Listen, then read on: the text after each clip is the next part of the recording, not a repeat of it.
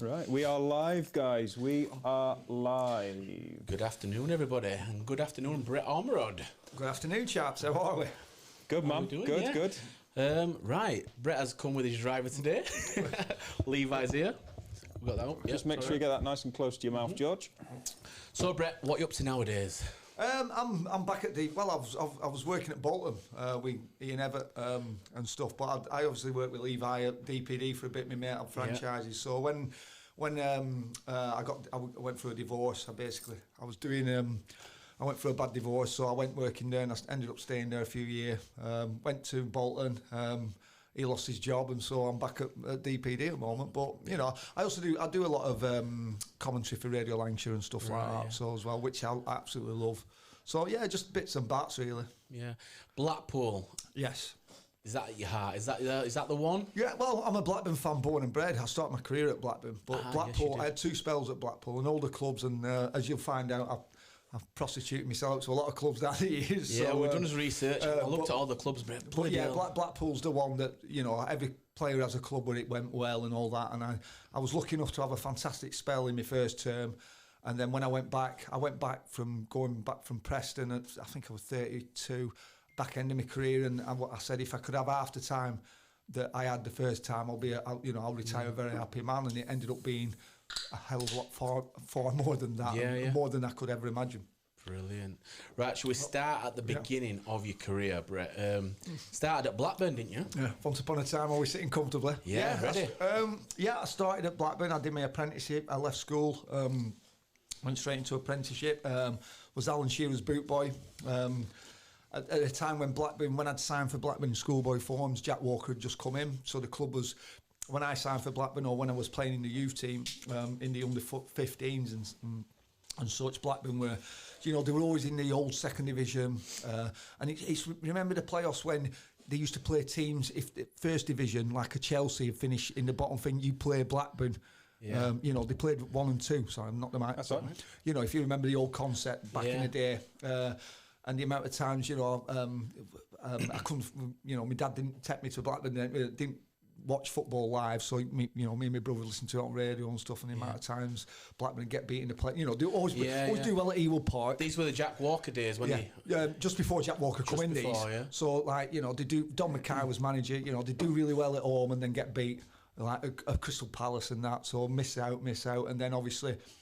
just before I'd signed apprentice, just before I joined as an apprentice, the year before my last school year, that's when Jack Walker came in, or 2 years, transformed the club. So by the time I'd gone in to Blackburn, Shearer was just coming back from injury, if you remember. But did he break his leg? They'd had this season when Dalglish. So I was there when Dalglish would come in. Right. I remember him walking past. I was a kid. I was about 14 because you used to get free tickets. So if you're a schoolboy, if you're on schoolboy form, I remember stood in the tunnel when Dalglish and Ray Arthur walked past, and it's like, you know, you're absolutely you're starstruck. You're absolutely starstruck. So to watch these people come into Blackburn, little Blackburn, and then. How the club transformed. Could you sense the money was coming? The money was coming in from Jack Walker. Well, yeah. I mean, we had what's his name? Gordon Cowans signed, and Gordon Cowans is first. You know, patting me. I remember walking past, patting me on. Hey, what a player he were. You know, and Dalglish started to bring all these signings in. In fact, he signed Duncan Shearer before Alan Shearer. I remember. Not many people out of Blackburn won't. You know, Duncan Shearer's. I think he come from Swindon, but at that level was a fantastic goal scorer and stuff, and then he brought Roy Wegley in and players like that. Mike Newell, who I became a colleague when I was at Blackpool years later and stuff, and so it was just the squad of players was building, and the you know, and they were getting better, and then obviously by the time they hit the Premier League and then the big boys, and when I was an apprentice, you know, you just had players coming in, all these top players. How long did you do at Blackburn, Brett? I left in '95, so I did my apprentice. I was a schoolboy there up until I did my apprentice, but I left in '95 when they won the Prem. Right, they won it. So Joe, even though it had fuck all to do with me. Can I swear by the way? Of course you can, because I've got Tourette's, so I've got a note from my mum if you want. So it's a condition. Keep swearing. We haven't got any deals with the BBC. We don't give a fuck. I know, but I do work for BBC. It's just they just said, don't. A quick story when I do Radio Lancashire, my brother, he was like, for fuck's sake, don't. Like, I have to be conscious. So when I first started, I used to have to self-filter myself. So I used to go, and my brother rung me once for one of my first games at half time. Stop saying and. You sound like a fucking mong. You sound like Beckham. You remember when Beckham used to get interviewed? It's like, well, that's it. But I've self-filtered, so I'm a lot better than that. So sorry, what was the question? I've got off topic. I forgot now. I was saying mid-90s. I'm a Man United fan, so I do remember the time. Yeah. Jack Walker, Shearer, and what a great team it was. Was there any chance of getting near the first team, the reserves? No, I mean, I managed to play in the reserves a couple of times, but at that time, I mean, I was still quite small. I didn't, when I was 16, I was very, very small. You're always quite light through your career, though. You didn't carry much weight. Well, I started off as a winger. Yeah. And I always played right wing, and the youth team manager right wing, and it was only till Terry Derricott had come in my second year. He used to be at Everton in the glory days, and I started playing up front. He put me up front, and I done we played Hull in a youth team cup game, and then we had one physio, and I hurt my groin, and it turned out to be a hernia. And nowadays we have one. Mike Pettigrew was the physio. So, but he used to have to deal with all the first team, so you were always last, and then he didn't really have time for you because he was a busy man. And nowadays, academies, they have their own physios, they have their own this, that, and the other.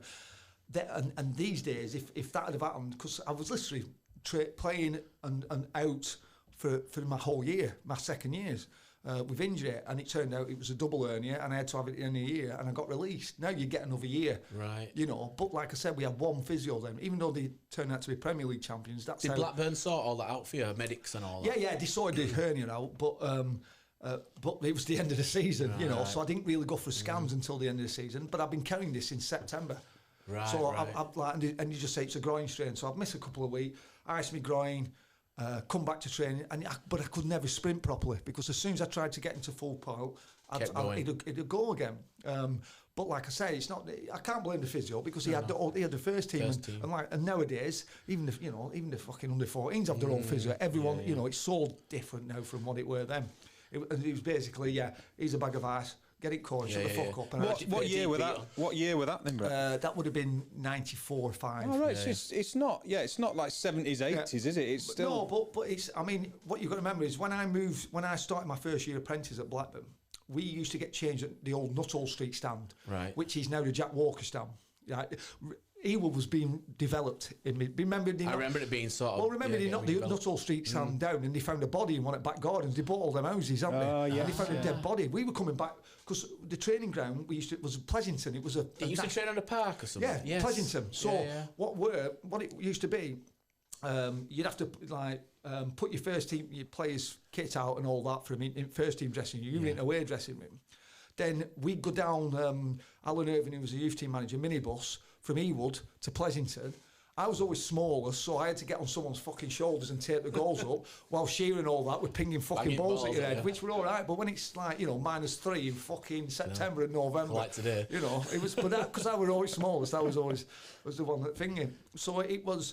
And Brock Hall was developed. The training ground was developed in my second year. So we actually I was that year where we transitioned down to Brock Hall with Tony Parks, who signed me at Blackpool, who was the first team coach for me to move everything down. And was it that summer when Zidane came training, or was it they were champions? No, that was the year after. That's when Hodgson. When he'd agreed to sign Zidane. I mean, fucking hell. Zidane turns up at Blackburn.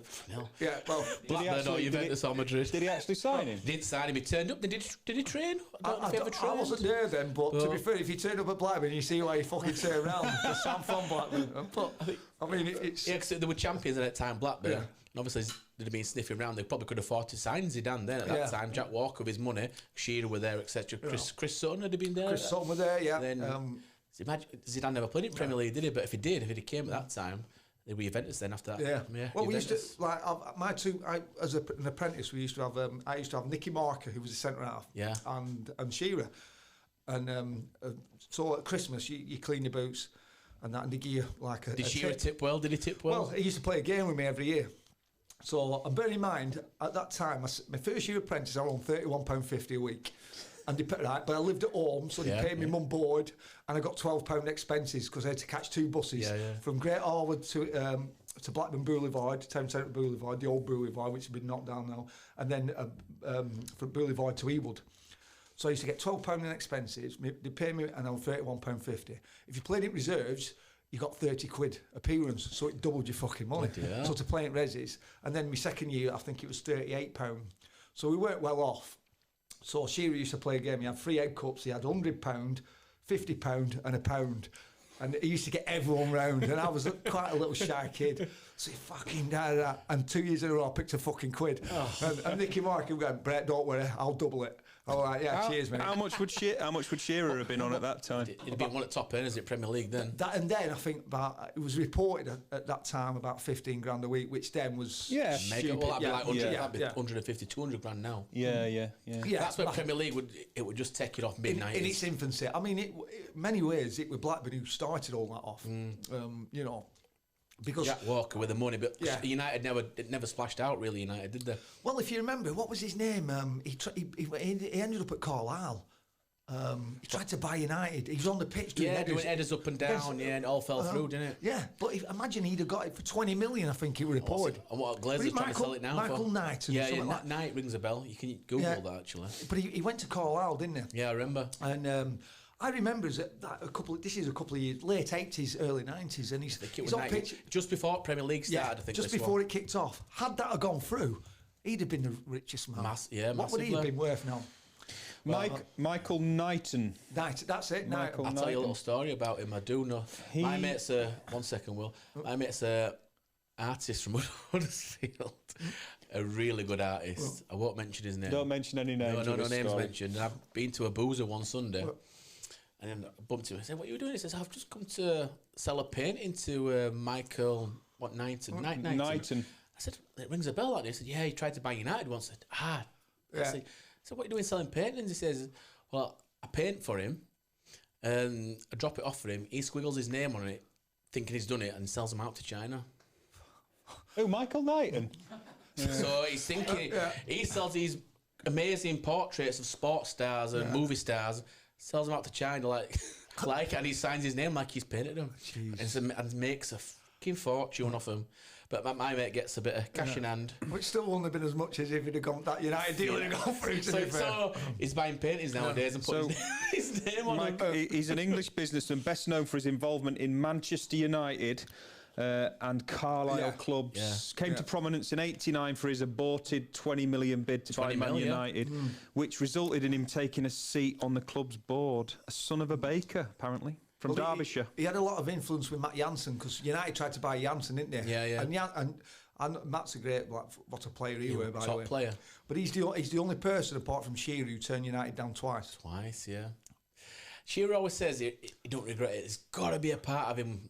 Little part that I think, I mean, well, how many trophies would he got at United? I know.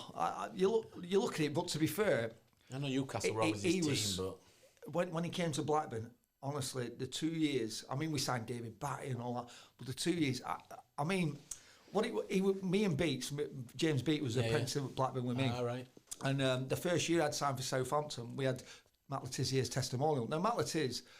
When he scores that goal against Blackburn, I'm on duty. Tim Flowers. I was on duty for Blackburn. I saw that live, right? And it's the only time I've ever seen a Blackburn end stand up and fucking clap. It was unbelievable. I remember the whole stadium was quiet. If you watch him, he scores that goal. I remember the sound of the net. Even the Southampton fans hardly fucking cheered because everyone were in shock. I remember watching that match at day thinking, "Fuck me, he's done Tim Flowers from 30 odd yards, wasn't it?" But the testimonial itself was a who's who, right? I remember walking out in tunnel, and what it was a Southampton 11 against an England 11, but you had Laurie McMenemy, Alan Ball, Kevin Keegan.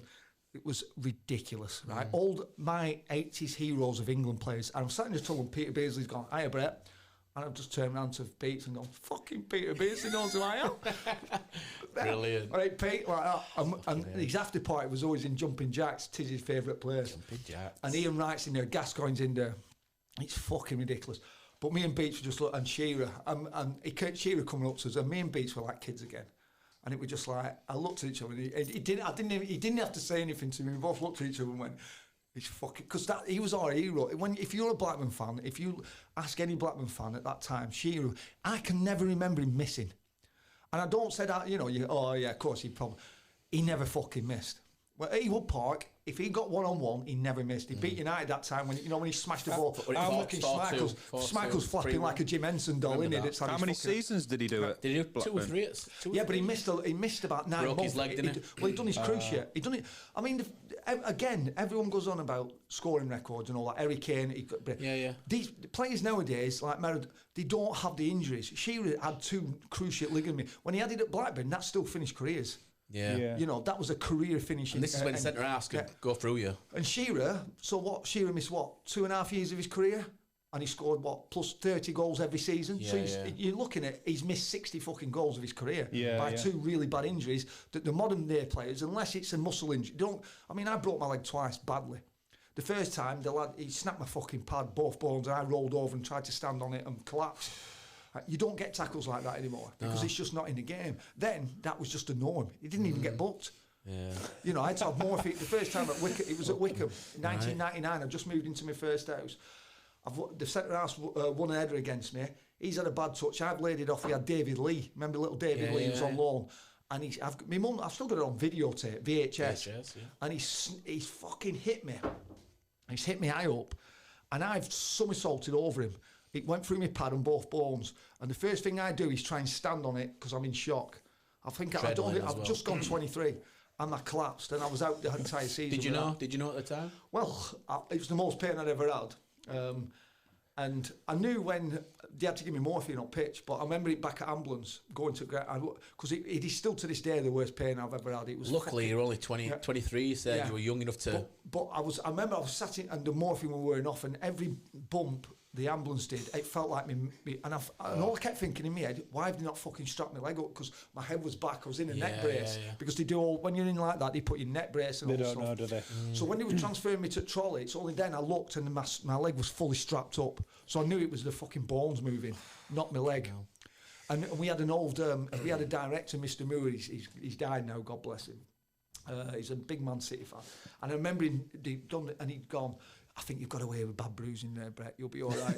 And he came in, and then the doc come in and gone, yeah, tib and fib, gone, mate. You're going to need an operation tonight. How long did that keep you up for, Brett? That was October 23rd. It works. So I was 23 on the 18th. I just moved into my house with my wife, my girlfriend, who became, and I was out the entire season. Right. And in between that, Nigel Worthington left, and then Steve McMahon came in. Right.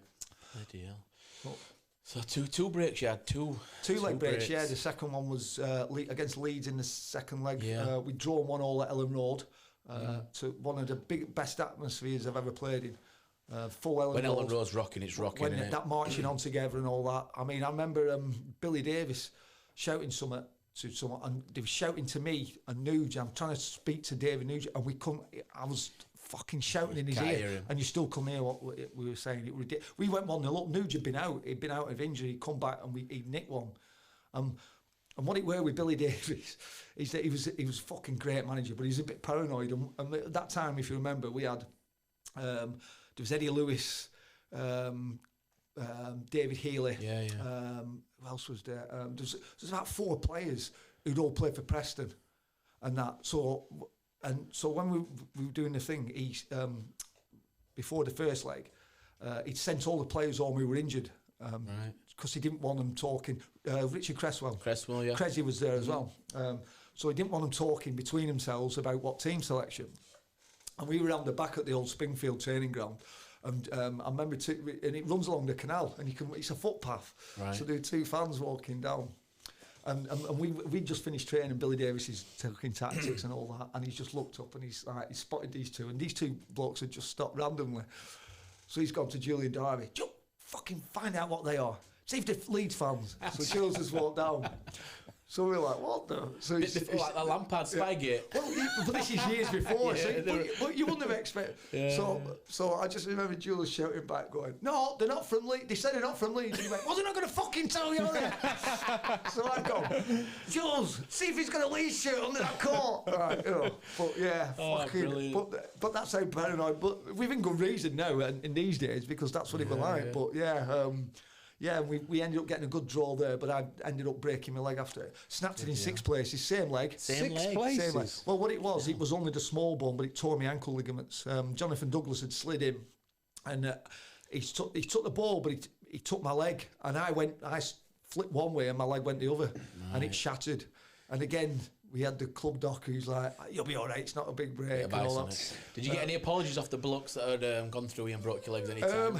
Yeah, I mean, they both did apologise, but I mean, it's little. It's part of the game. It's part of the game, isn't it? Yeah, I remember Nigel Wormington before he left, and he came in and he said, I think it was called Brown, the lad who'd done it at Wickham, and he did come to see me in hospital. I think the Jonathan Douglas one was less. It was more of a slide tackle to try and get the ball. Where you look at that one, the Wickham one seemed to be more. Bit more intention. The fact that he'd had a bad touch and he was chasing his touch, and it was a bit more of his more angry in himself. You know, of course you have and stuff. But I always remember Nigel Wormington said, "Have you seen the tackle?" And I hadn't seen it up to then, and he said he fucking meant it. So you know, and that stuck with me a bit. But he did, like I said, end of the day. He meant it, but you could have been any player. It wasn't still wasn't. Yeah, exactly. It was the fact that, like I said, because I remember the defender beating me in air, and he's touched and it's bounced to me. So if I've laid it off, he's obviously pissed off. He's had a bad touch, and his momentum's took him through. But you know, me and my silly fucking leg were in the way. Wow. Right, we jumped the gun a bit there. We're going to ask you about Accrington. Accrington, where it all started, didn't you? So you left Blackburn, then you go to Accrington. How did that come about? What it was, I'd had my double hernia operation, and I was recovering. It was in the summer. I think I was 18. I fell out with football. Yeah. Because I've been really. Before I'd had my double hernia, by the way, I'd fractured my shoulder blade in a youth team game for Blackburn at Bury. So I weren't under the best of luck. So I was in a sling. I'd had a fucking double hernia, and then I got told I wasn't going to get taken on. So I was absolutely devastated. So in the summer, my mates, a couple of mates were going from uni, from college to uni. So they had a lot of time off. So I was drinking in local in Wellington, in Great Harwood. Shut down now. But I've sat and a bloke who was the youth team reserve team manager at Accrington Stanley, called Steve O'Brien. I used to manage it with Mickey Graham, a bloke called Mickey Graham, and one of my friend's dads, Chris Hutchie's dad, it's called, excuse me, come in, and I was still on crutches, because I hadn't had, they used to give us crutches then, and I still had to have the staples come out because I had a double hernia, and he just said, get him to Accrington Stanley, and stuff. So I was like umming and ahhing, and once I got the staples out and that, come to Accrington Stanley, so I ended up going for pre-season, and excuse me, I walked into the changing room and it had old players like Les Thompson, who'd been at Burnley, quite a lot of ex-players. Players would drop down. Yeah, back end of the career. And they had a lad called Brian Welsh. Now, Brian Welsh played for Burnley when I played for Blackburn in the old A&B team games, where it were young pros and experienced mix. And we played at Goldthorpe and we drew 2-2 and I'd scored both goals. And I walked into the dressing room and Brian Welsh, because I'd lost my car, on Brian Welsh, I remember him just standing up and saying, "What the fuck are you doing here?" And I'm, "What?" And he turned round and went, "He'll get us fucking 40 goals a year." He said, "Do not tell me Blackburn Rovers will release you." And I was like, "Yeah." And he turned around, he went, he was the best fucking player. Everyone was talking about him after the game. Yeah. And that. And I was like, could be confidence with that. And I remember years later, a couple of years later, when I got promoted with Blackpool, and I scored against Leyton Orient in 2001. I scored the 4th goal, and they were all. And then suddenly there's a big interest in, because I come from non-league and stuff, and saying, "Oh, you got released by Blackburn. Were you determined to get back up and all that?" And it was never the case. Never cares. It was a case of I went to Accrington Stanley. I didn't really want to go, and started enjoying my football. There was all these really XP... A bit like Jamie Vardy, similar? Yeah, definitely. Well, I mean, he took it to a step further. He got to England, didn't he? I mean, I did all right for a scruffy kid from Blackburn, but he fucking, you know, he took it and he ran with it, didn't he? He dropped down, didn't he, from Sheffield Wednesday to non-league and then... Exactly, and so, but... it wasn't the case that I ever thought I'm going to get back in Football League. It was a case I was playing with ex-players who normally, you know, played, who'd had good careers, 300, 400 games for Hull and Burnley and stuff, who suddenly said, knew the game. Started telling you, you're a good fucking player, you. Yeah, just got built your confidence back up. What the fuck? Why are you here? And all that. And I was playing, and it was confidence. The enjoyment came again. And I started enjoying football again. That's all it was. It was never a kid. Not one time in my life did I ever turn around and go, I'm going to prove these wrong and all that. No. My dad's went, just fucking go. Enjoy it. Just see what it is. Because I fell out with it. I'd had a shit year. So were you at Accrington Stanley when that milk advert came out? No, that was before. I was a kid then. That was, but it's still, you know, that Regin. Everyone knows that. That's why but that's why Accrington Stanley were famous. You know, in that sense. And so there was me and Lee Trundle. Lee Trundle, yeah. And it got to a point where it was like, one of these is going to be the first £1 million non-league player. It turned out it was neither of us. Well, directly from non-league. I think I ended up going. I remember we played Gainsborough in a midweek game, and there'd been a lot of speculation and that. But I was, you know, I started off as a wing. I never saw myself as an out-and-out centre forward. I was always, if you look at my career, I always had hot spells. And Stanley, it was just one of them spells where everything I hit went in. Did you just do one season there? I had one season when I was in and out under Stan Allen. Then Tony Green would come in, and he got promotion with Bamber Bridge, but they wouldn't let him go up because the ground wasn't ready. So he got the Stanley job, and he was playing me, and I was playing week in, week out then. And it was one of them where everyone was telling, and I was just enjoying football. And I remember we played Barony at top of league, and full of Scousers.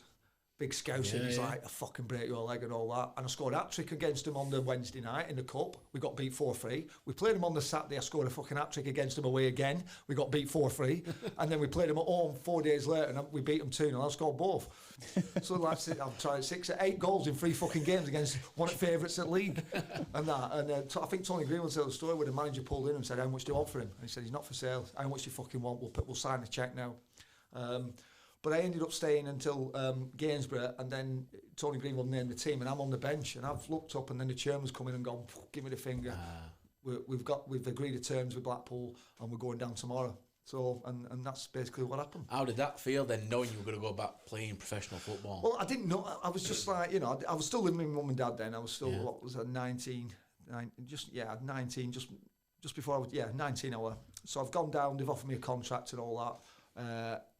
So it was one of them, do I sign it, do I not? And I rung my dad, and my dad said, well, you know, you've worked so hard, just see what happens. So I did, I ended up signing. How long did they offer you? What? It was, remember the old transfer deadline day was March. Yeah. That's when you used to sit at fucking with your cup of tea and watch CFAX. Yeah. And you'd be sat there going, how the fuck has he got that move? You know, but you had to wait 3 pages till it come round again. In between looking for a cheap holiday. Exactly, yeah. That's it. That was basically, everyone would sit there, wouldn't you? Before fucking Jim White and all this, you know, deadline day, you know, and the golden jacket and all this fucking glitter and that. It was CFAX, a cup of tea and some fucking jammy dodges with it. And like, you know, it's like Peter Kay said, you're trying to put the page on and you just make it bigger, wouldn't you? Yeah. Small and shit. And you had little coloured buttons, didn't you? Fuck that. I'll go on Bamboozle till it comes back. I missed that page. I'll go on Bamboozle till it comes back on. CFAX. So you've got to be at that age, haven't you? I remember checking. Is it 303 on BBC that scores? Page 303. Oh, it was fucking brilliant. Always sticks in my head. You see, kids nowadays will never know all those. There's no kids ever sat and watched Euro Trash on a Friday night like I did. Euro Trash. See, love and respect to Lolo Ferrari, who's no longer with us. Is he? Oh, do you know what? God bless him. I'm not religious, but God bless him because fucking like me and John Hills, who was my at Blackpool in the 90s, we used to go down every away trip, fucking Euro Trash. Right? We used to get up at 3 bickies we could, get the kettle on, sit on the beds, right before Euro trash. Channel 4 that? It was Jean-Paul Gaultier who makes that perfume. Fuck off, wasn't it? Jean-Paul Gaultier. He was on it, the French bloke, and then there's the other guy with the black hair. Did he design the aftershave? That was Jean-Paul Gaultier. It was the closest thing to porn. He had down with it. It was soft porn. It was, there was all sorts of weird things on there, like German poo throwing competitions and stuff. Some weird stuff on there. Well, it does what it says on the tin when it was fucking bizarre. But it was you couldn't turn it off. No, you couldn't. It was like we were watching that as I was like under 10 when I was watching that as well, like in my bedroom on my little black and white TV. That about like 11 o'clock at night. Midnight. 11 o'clock. It was Anyway, I've ruined the conversation. Sorry. No, it's just trip down memory lane there. That's brilliant. So right, you're at Blackpool then, Brett. Yeah. What year would that have been then? First 97. Gary Megson signed me in 97. And we had a very good team then. I think we had James Quinn, who's just going to the Northern Ireland International. Yeah. We had Tony Ellis, who's season pro. Andy Priest. Chris Malkin, who was injured, but he'd been at Tranmere. Mickey Mellon. David Linnigan, who was Andy Linnigan's brother, but he was Ipswich captain and all that. Was it Stuart Barlow, the left back, Oldham and all that accomplice. Mark Bonner, young lad, related with Bonds, a bit older than me, but he was the youngest out of that squad at the time. And I didn't play a lot. I think I made my debut come on a sub against Chesterfield against Sean Dash. And I fucking shit myself. I've got mates with Dash. I met Dash. He's done a lot for me because he lived in Whalley where I did when he was Burnley manager. And I played for Padiham and they're all Burnley fans, and he came one night and did a talk to lads because we were in a relegation. He came and did it off the bat, and he just said, and obviously Padiham manager and chairman, we'll get the press, and he said, I'm not doing it if you do that, I'm only coming for Brett to do the lads. And he was fucking brilliant, Dash. But I always remember him, I told him 97, he turned around that voice. If you met him in a back alley, you fucking shit yourself. We met him last year. We met him last year. And he more or less said, get past me and I'll fucking kill you, and I shit myself. But that was welcome to League One. That when he played for Chesterfield then? Yeah, Chesterfield. Remember him scoring... well, they went on that run, Middlesbrough. Cup, semi-final. Because Kev Davo, my teammate at Southampton years later, he played in that game as well. So 2-1 up or 3-2 up. The scored right end. They should have won. Dash, he banked bed penalty. Yeah, they should have won. Middlesbrough, wasn't it? Middlesbrough, and then replay, they got arsehole, didn't they? But it was that they had that mad cup run, did Chesterfield. But that year, I think Chelsea won it that year, wasn't it? 97. Yeah. I think Dimitero not scored after that. One of the quickest FA Cup goals. I think it's been beat since, wasn't it? Has it been beat since, I think? Oh, I don't know. Yeah, I think it has. Anyway, so Blackpool, 99, you say, you went there.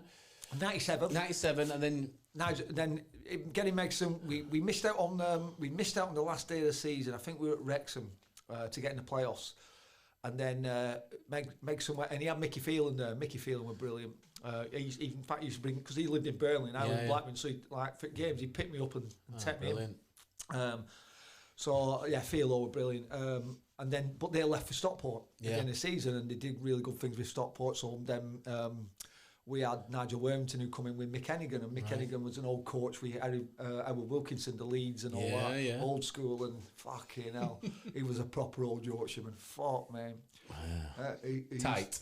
He used to hammer everyone. You know, he was like an angry old man, and he said, "Don't fucking die with your new tongue" and all that. He once turned around to Steve Garvey and went, "Son, you're robbing this fucking club." He went, "At least Dick Turpin wore a mask." And all that. And he used to hammer him all the time. And I once turned around to him, he was fucking hammering me one day, and I turned around and I went, "Mick, fuck off." And he went, "Ooh."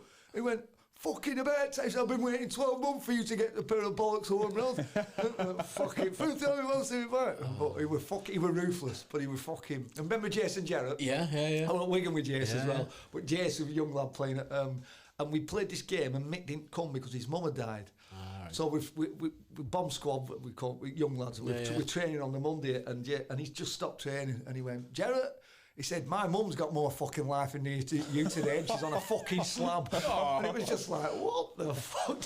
He was just old school ruthless. Can't go with that nowadays. It would destroy people. Will be destroyed. But what it did, if you took it, character building. Fucking character building. Well, we've been on about that this morning, haven't we? About banter and stuff. I've been put in a shite parking group this week on Facebook.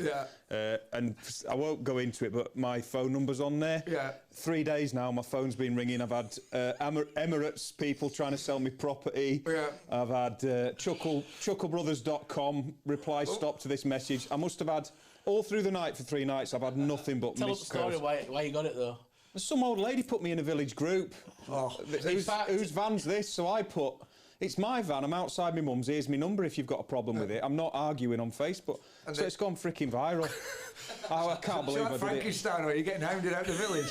Fucking pitchforks and torches. Do you know what though, all joking aside, right, it's got proper personal on Facebook. They're giving you some stick out there. I mean, I'm all over the internet, to be fair, through my own fault, through years of being in a band. But they've dug out these pictures. Like, somebody's got hold of my gas safe from when I've been plumbing. They've got hold of my gas safe ID card and doctored the photo off it. And then there's some other lads who've got really like if you're not strong-willed. I mean, I were in the military for a while, so a bit like we were saying, a bit like being in a football changing room. I can take banter till the cows come home, so it don't bother me. But some of the stuff they've been saying about me, honestly, you can see why people bloody top themselves for some of it. I say a lot of it. I mean, luckily, it wasn't around until at the back end of my career. And I always remember it was Wrexham. I used to have poker nights in my house, and we got beat. I playing for Wrexham, and fucking goes on. I'd just gone on Twitter and I'm getting hammered, and we played some like Braintree away. And I'm getting absolutely hammered. He said, "You're a fucking disgrace. You meant to have played." And bearing in mind, I'm back end of my career. If you're playing fucking, you're a shit today. So I just texted him back. I went, "You ain't got fucking game then, did you?" And he's like, "No." I said, "No, because I didn't even travel. I've been fucking injured." I said, "Don't be happy on Wednesday." That's social media, though, and that's social media. And I said, and the problem with social media is that you can have 1,000 fucking comments of how well you've done. The one person who says you're a cunt is the one you focus on. It niggles at you. It's like when I was a kid at Blackburn, if fucking someone had a bad game, it's like a fucking bat phone. Why would you be on it? And it's like you have. There's no feel anyone who and you do take it. You wouldn't be human if you didn't. Yeah. But it fucking eats away at you. So if you were still playing, Brett, would you have social media? No, I come off it. You come off it. I come off it at that time because I thought, do you know what? I cannot be arsed. You get your fucking phones flashing and getting tagged in, and it doesn't have to be true. No. And when it's not true, it's even worse. There's nothing you can do about it. I had a lad ring me up. I mean, my phone's been blowing up now for 3 days. I'll never, ever put my number on there again. And I'm laughing about it. I had a bloke from Northern Ireland ring me up and he shouted down the phone, "Why are you parking like a wanker?" And I'm like, "All right, mate." I says, "Bloody hell." I says, "It's gone a bit mad." And I had a right nice chat with him for about 10 minutes. And he went, "Oh, you're a nice lad, you, mate. I'm glad I rang you." I said, "Fucking hell, are you bored much? Have you not got get a fucking life, you daft cunt?" What are they all doing? Do they not have jobs, these people? Well, that's politics. I'm not joking. Turn up and drop a vat, some of them, don't they? 400 or 500 missed calls over the last few days. But to me, that tells me more about them than it does you. Because I don't have the, I have 3 kids, I'm a granddad, I don't have the fucking time. I've gone, even if I hated someone, I still don't hate them enough to go online and go, "You're a cunt." I just think you're a cunt in my head and I'll go and have a brew. Do you know what it is? Productive. It's tradesmen rocking up at your house. You know when tradesmen disappear for an hour, got to get some gear. They're all sat in van looking at my shite park. Who are we working for? Does he pay? That's what they're doing. Does he pay? Does he pay on time? Brilliant. It's fucking, I don't get it. I don't. And a lot, especially now, because you had to, and it's sort of a generation that's had to grow. You will focus on that. I just say, get off it. And you get these. Biggest thing that winds me up now is players.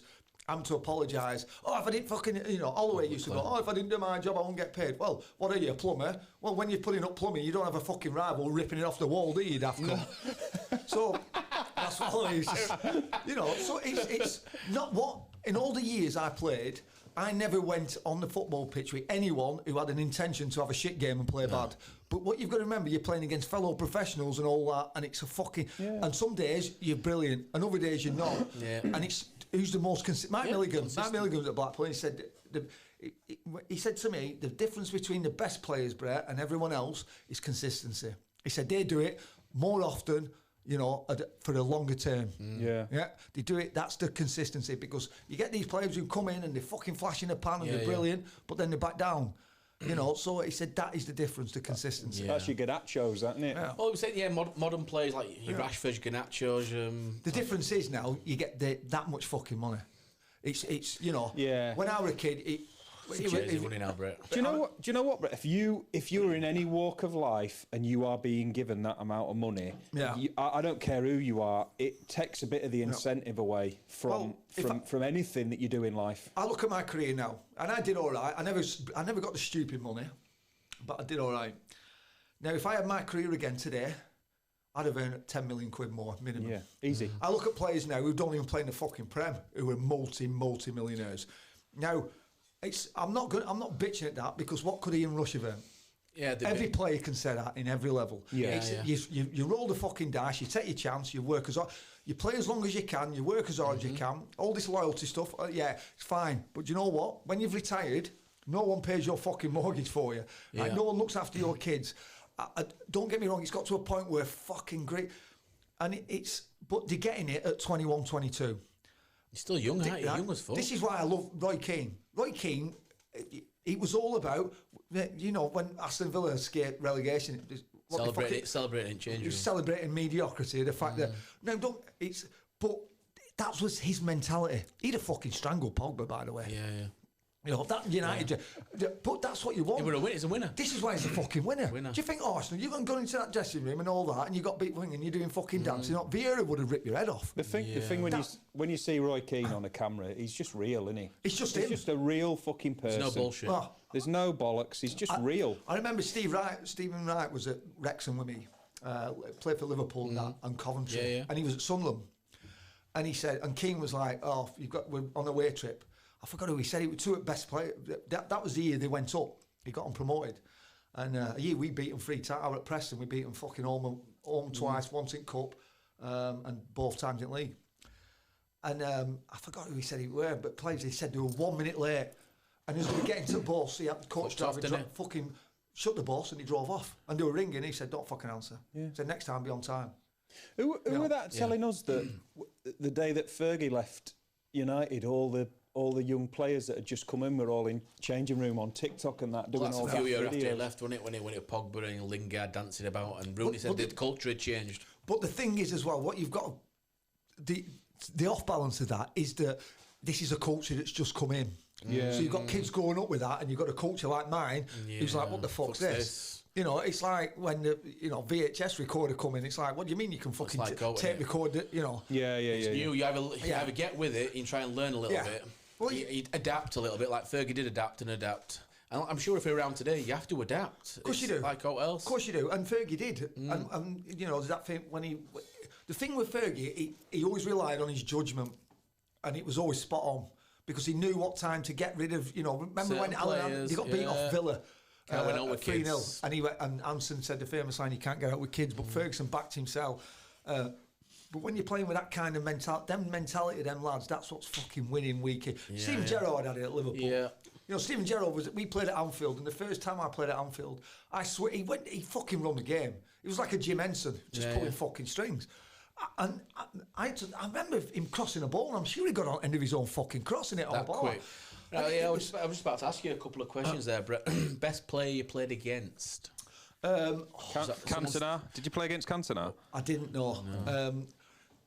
I mean, it's one of the. I'm going to say that one of the best, my favourite best ever. It's got to be Paul Scholes. Scholes, yeah. But I'm cutting fucking fine lines here. I'm talking about great players, your Lampards, your Gerrards and all that. And there's all this. Your Keane fucking. We played at St Mary's. We got beat off United at St Mary's. We lost 2 games all season that year. When we finished the best ever finish at the time was 8th. We got to the FA Cup final when we qualified for Europe. That was our best, Southampton's best ever season today. We lost 2 games all season at home. One was Liverpool at home, and I'll tell you a story about that one day. I come on as sub, and the other was United, and I was on the bench at that. And Keane used to, everyone goes, he bollocked me, but he never asked anyone to do anything that he didn't. No one worked harder than Roy Keane. He covered out. I'll fucking tell you what, I thought you used to think I ran around. But he never let anyone's standards drop. He was on to anyone. Anyone who get that shit pass, fucking Keane was on it. And that's why I think everyone, and like you say, he's been to all them ex-players that but then that's why he's been so successful. That's why you've got to respect him, because he's old school, but he's achieved things for a fucking reason. You do not have that kind of career especially in our age when it was that fucking ruthless and tackle. We out. You know what, Haaland when he fucking smashed him and all that. That'd been, he tells that story. That's what got him back. Driving determination. But then you go back down to players like Vinnie Jones, Billy Whitehurst. You're going about Billy Whitehurst. I don't know if anyone's, he played at Sheffield United and all that. I'm Vinnie Jones telling a story about Vinnie Jones had come into Sheffield United from Leeds. Billy Whitehurst was notorious about one of the hardest men in football, right? And Vinnie Jones had pulled up in a BMW, and Billy Whitehurst fucking drove into it, smashed his fucking car into it, walked in the changing rooms and went, "Who's that BMW outside?" And Vinnie Jones went, "Fucking Colton Palmer tells it." In fact, Colton Palmer. All right. And Vinnie Jones said, "It's mine." He said, "Someone's running it." He went, "Who's done that?" He went, "Me." "What are you going to fucking do about it?" That was the mentality. It was. I know it's a bullet. It was, but that's what it were. One of my first games was against Luton, and we were getting beat 3-0, and Dave Linningham, captain and all that, and he was fucking, "You get hold of the ball, you little cunt." That's the way it was. I was sat in the sauna in Selby the other day, and one of the blokes in there was telling me that didn't Man United have something or the youth team had something where they used to play at Selby quite a lot. And he was telling me that Beckham had turned up at Selby in this fucking amazing car and run into the side of his car, all down the side of it, and he come off and he just found this little note from David Beckham saying, "Hi mate, sorry David Beckham, here's my fucking number, or my secretary, ring me up and we'll sort your car out." I said, "Fucking have you still got it? It'd be worth a bloody fortune." But that's the interesting thing about Beckham, is because Beckham did all that. Look at Scholes. Scholes did to fucking, it was like getting blood out of a stone to get an interview. Beckham was all over the thing. But the thing is with Keane as well, again, Roy Keane, the only thing is no one worked harder than Becks. And Gary Neville says it when he had that haircut at Leicester, he had it all shaved off and he had his hat on, and Ferguson would go fucking mad. He scored that worldly free kick.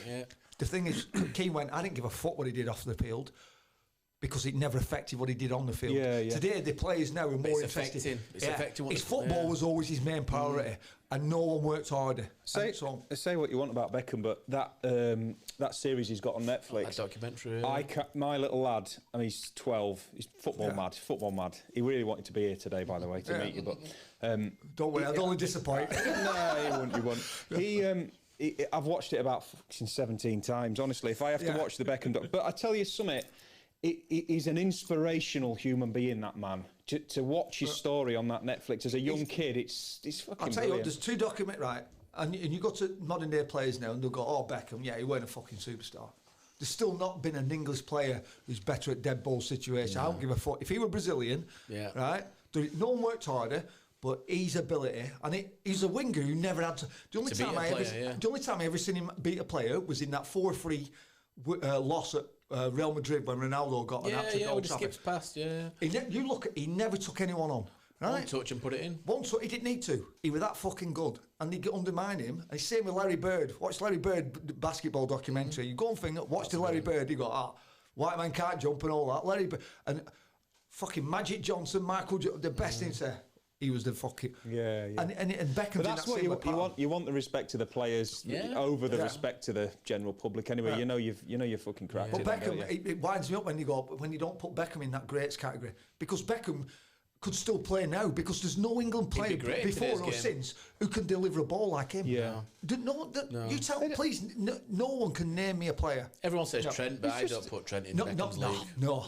He's just unbelievable. Top player, Top, but not Beckham. He's struggling to get in Madrid side, though, isn't he? He's not getting a regular run in Madrid yet. Well, it's. I mean, when you've been at a club all your life as well, it's. You've got to put down to, settling and all that. So you give... Dennis Bergkamp struggled. Remember, Bergkamp struggled. Milan and that. You touched on Southampton there, Brett. So, how long did you have at Southampton? 4 seasons? 4. I've signed 4.5 years, and I was there for just over 4. The half bit, I ended up going to Preston. Is that Southampton still the most successful period in the last few years, isn't it? Yeah, it was... You got to Europe. It was in that terms. I mean... Marion Pahal's got injured. What a player, Pahal's was. What a honestly. He was 5'5", right? He had everything. Brilliant he was player. unbelievable. Strachan says in his book, I think he said he was an £8 million player at the time. He said, but I'd have paid 20 million for him. Right? But Marion was, I used to go, Marione, like he's Latvian and that. I'd go in and he'd go, And he got, Brett, he was the only person who could tell you he was going to be ill 2 days from now. He got, Brett, I'm going to be ill. And the second one said, Marion, the only fucking virus you ain't had is a computer one. And he just... Are you still in touch with him? Marion, I've spoken to him for a bit, to be honest. I mean, the only one I've spoken to is Beats. Chris Marsden lives abroad now. Chris Marsden sort of took me on his wing because I lived on Bellflower Way in Southampton. He lived on there, and it was the German as well. But he moved just as I'd gone there. Played for City. I've gone blank. Where at Southampton? Yeah, striker. Managed Fleetwood. Oh, bloody hell, Brett. Huey Rosler. Oh, Rosler, yeah. Rosler. Yeah. So Rosler was on there as well. Yeah. So that fit, when I joined in November, late November, December, we used to travel in together. Right. The three of us. You were a top player as well, Rosler. Yeah, well, I mean, the players at Southampton, the back end of the career, we had Kanchelskis. Oh, he was one of my favourites at United. We had who else was there? Ronnie Johnson. We had Dan Petrescu. Coming to the back end of the honestly, career. I used to sit there and just fucking pick the brains, tell me story, and they tell me sort of about, Chelsea and all that. Just fucking hell. I'm sat here like, I went to him in the dressing room, Abel Xavier, remember him? Fucking blue contact lenses. Abel, you sat in my place. I'm sorry, Brett, sorry. I'm like, fuck it, what? Abel Xavier? Just sat there, blonde wig, blonde beard and blue eyes. But so what it Strachan who signed you up? Yeah, Strachan. Yeah, he was, he used to love me, but he used to fucking Paul Williams once said, don't ever argue with him, Brett, because you'll never win, right? So and one time he will fucking hammer you one day, and then next day it'd be forgotten about. And we're playing West Ham one day, and in the first half he used to sit in the stand, and Gary Pendry. So we're playing West Ham. And Paul Telford's played a ball, and I think Anton Ferdinand's tried to play me offside. I've come from behind the off, and on one-on-one, the linesman's put me offside. I've gone out to do it, the linesman. I've got booked. Next fight, I'm banned. So we've gone in at half-time, and he's come down, and and he's like that. He's like when we were a kid at Blackburn, Kenny Dalglish, you speak to you, and you couldn't tell what the fuck he was saying. Accent. But when Strachan's shouting, right, you cannot understand him. So you're fucking offside. I went offside, gaffer. You're fucking. I remember Paul Williams just looking at me, fucking, and I was like, right. So anyway, end of the game, and that's when Prozone were coming in. So I've got home, fucking ruined my weekend. So I've got in fucking Monday morning, flown up to the fucking offices. Got Spinky, who was the Prozone light and all that. Got it on. Slow motion. When Paul Telford's played that ball, I'm in my own half. I'm on side. I thought, fucking right. You fucking... Because he hammered me in front of everyone. You waited all weekend to get in, haven't you? So I've come out the offices, he's walking up, walked down, he's gone, morning, Brett. I said, I've just been fucking offices, gaffer. I fucking told you I was wrong side. He went, hey, some you win, some you lose, and just walked off. And I was like, fuck it, I've been doing it all week. I was like, fuck it, I just started laughing. But he was like, it was another time when I said we only got beat off Liverpool and United. Yeah. So he brings me on. I think Emile Escu had scored. So something's happened, and he's called me over, and he's gone, man, and he's on the linesman, so he's red already, and he's shouting, and I've gone, what? And he's, bearing in mind, he's only brought me on 5 minutes before I said so. I went, what? He said, say fucking what again, I'll bring you off. I went, right. So I've run back on. Beats went, what's he said? I said, I'm the fucking clue. Right? So we end up getting beat. So we're getting back at thing, and he's gone through everything, and then he's gone, and you little cunt, I fucking thought. I just felt there with my head down. I was like, and to this day, on my grandchild's life, I still do not know what he fucking said. But he said, Ormerod, he said, I've seen better dressed fucking wounds than you. and he used to say, and I went, Gaffer, I said, well, what do you want me to be? I said, I'm a shepherd, not a sheep. And he went, what are you on about? I said, well, I ain't going to look like Beckham. I said, I look like me. I might be scruffy, but at least I'm me. He went, that's the best fucking answer I've ever heard, son. But you got FA Cup final with Southampton. Yeah. Well, actually, you've got your runners-up medal here. Yes. No, that's the winners of Wrexham. It's that one in the red. It's thicker, even though it's in the red as well. Let's have a look at this. Let's have a look at this. Hang on then. Show that to the camera. You've got FA Cup runners-up medal. Listen, when you lost to Arsenal 1-0, what's your memories from this game, bro? Well, the semis I'd scored and won and set one up. Semis, yeah. I hadn't scored for ages, and I was me and Beats had played up front, and I ended up. It was Watford at Villa Park. I've got a great picture of it heading it. Me and Beats had both jumped in the air. Chris Marsden crossed it, and then the second one, I picked the ball up off Rory Delatte, ran the full second half and put it in, and we thought Beats would score, but it turns out Robinson had own goal. But to get to the final and then to play in it. FA Cup finals, every boy's dream, innit? Yeah. So what about the whole day, the suits, everything? It was, job lot? I remember it was at Cardiff. It was the first FA Cup, obviously, and that's another thing, because the playoff final in 2001 was at Cardiff. So I'll refer to that later, but the first time I got to Wembley with Blackpool in 2010, it's like I thought I missed out, because when I was a kid, it's Wembley Dubs. Even though Cardiff were fucking brilliant, don't get me wrong, but the atmosphere there, the roof was shut, it'd been pissing down. And the whole build-up, and in our hotel, and Beats had just got an England call-up. So me and Beats had been down for dinner, pre-match dinner. I remember walking in, Sarah Cox is in reception. It fucking reminded me she's doing that charity run. Sarah Cox is there.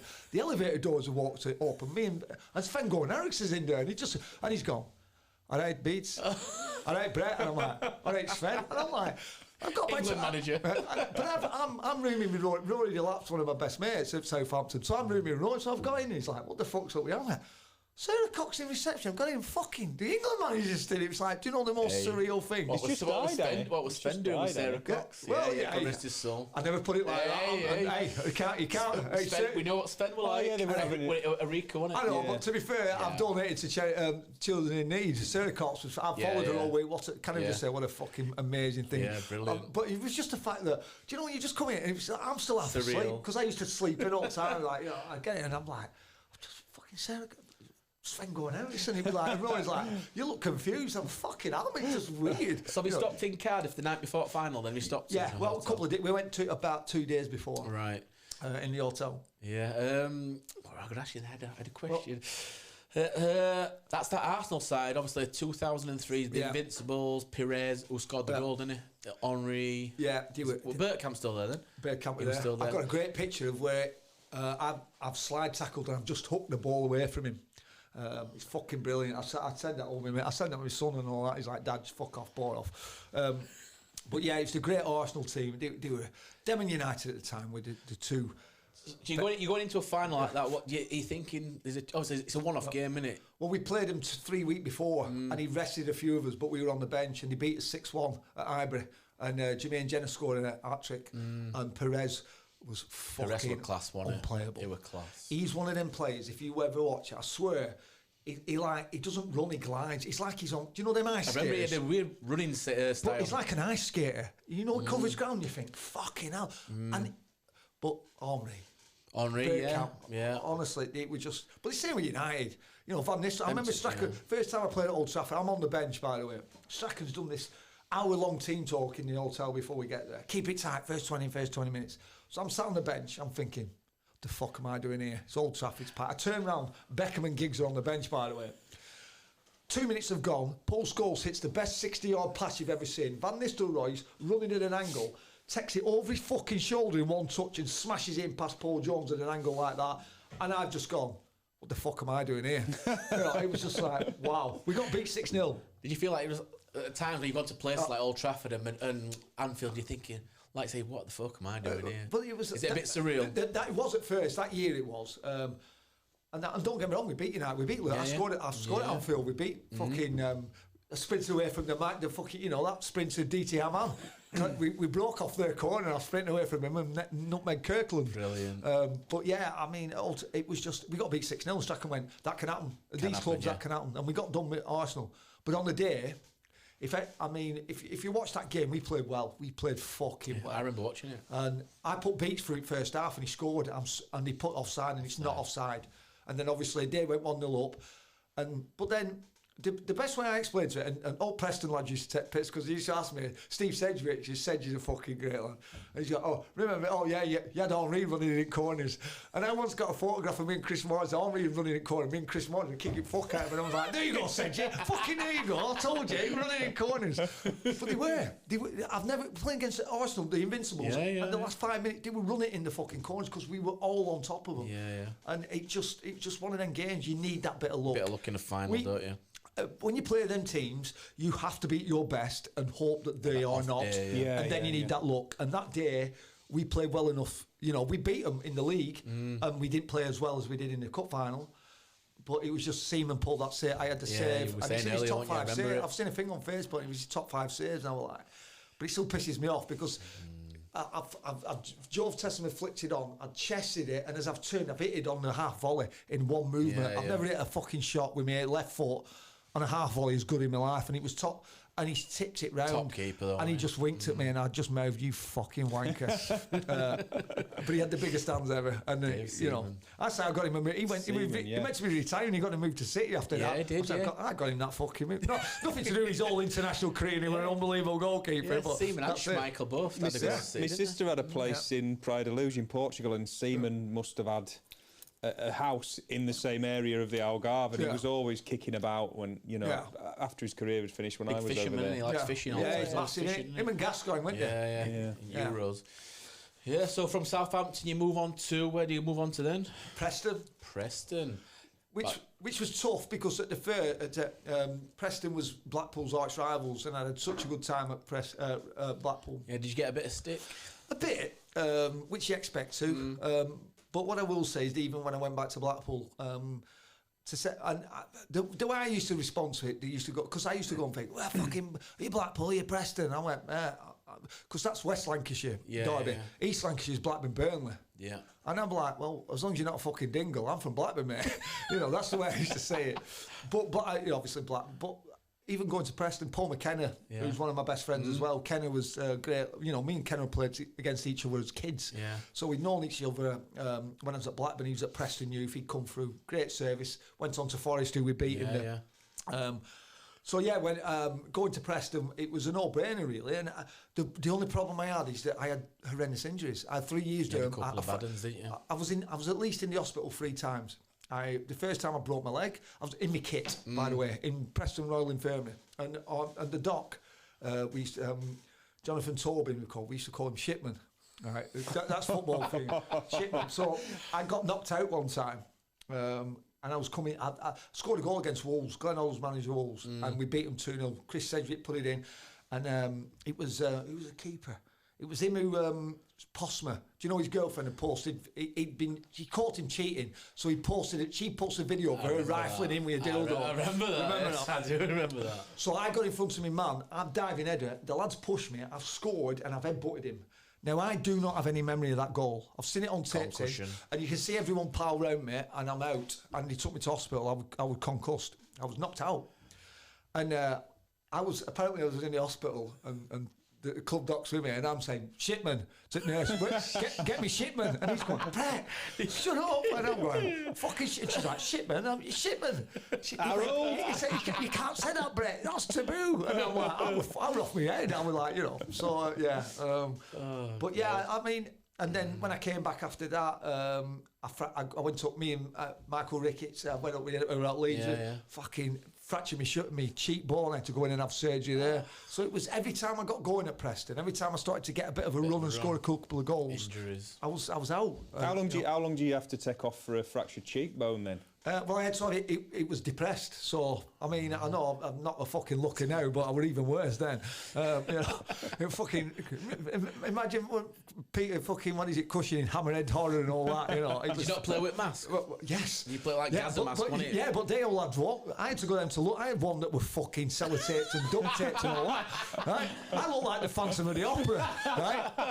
If he'd been up all fucking for a year and not slept, honestly, it was the most uncomfortable thing. I've gone down to London. Honestly, it was in its infancy then. Yeah, but when you see them now, they look like Zorro. Yeah. No, I look like fucking. I look like a Phantom of the Opera fucking wannabe.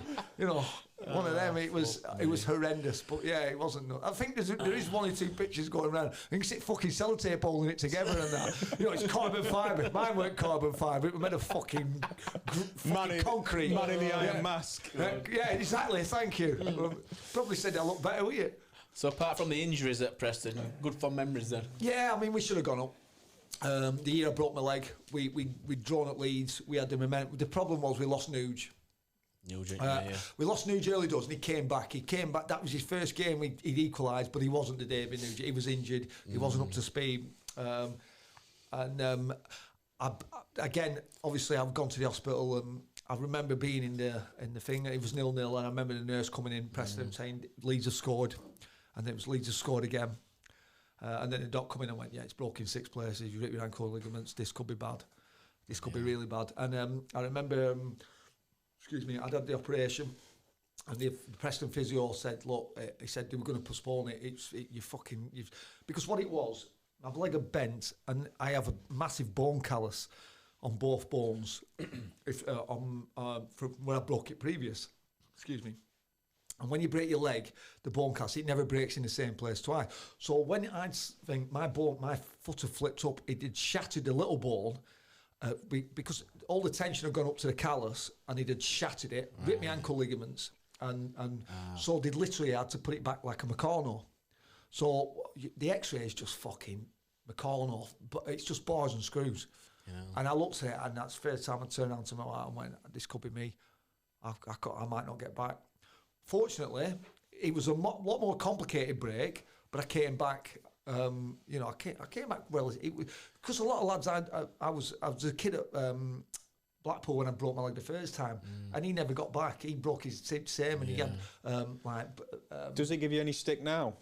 Have you got any aches and pains? No, honestly, the surgeon who did that done Michael Owens, right? And he basically saved my career because I looked at it and thought I ain't getting back from this. Yeah. But it was honestly, I never had. You get bone pains. A lot of people had to retire. We're getting a lot. Well, you can get arthritis as well and stuff like that. Can't as you get older. I mean, I remember they used to X-ray it a lot, and then and there was 2 screws were snapped.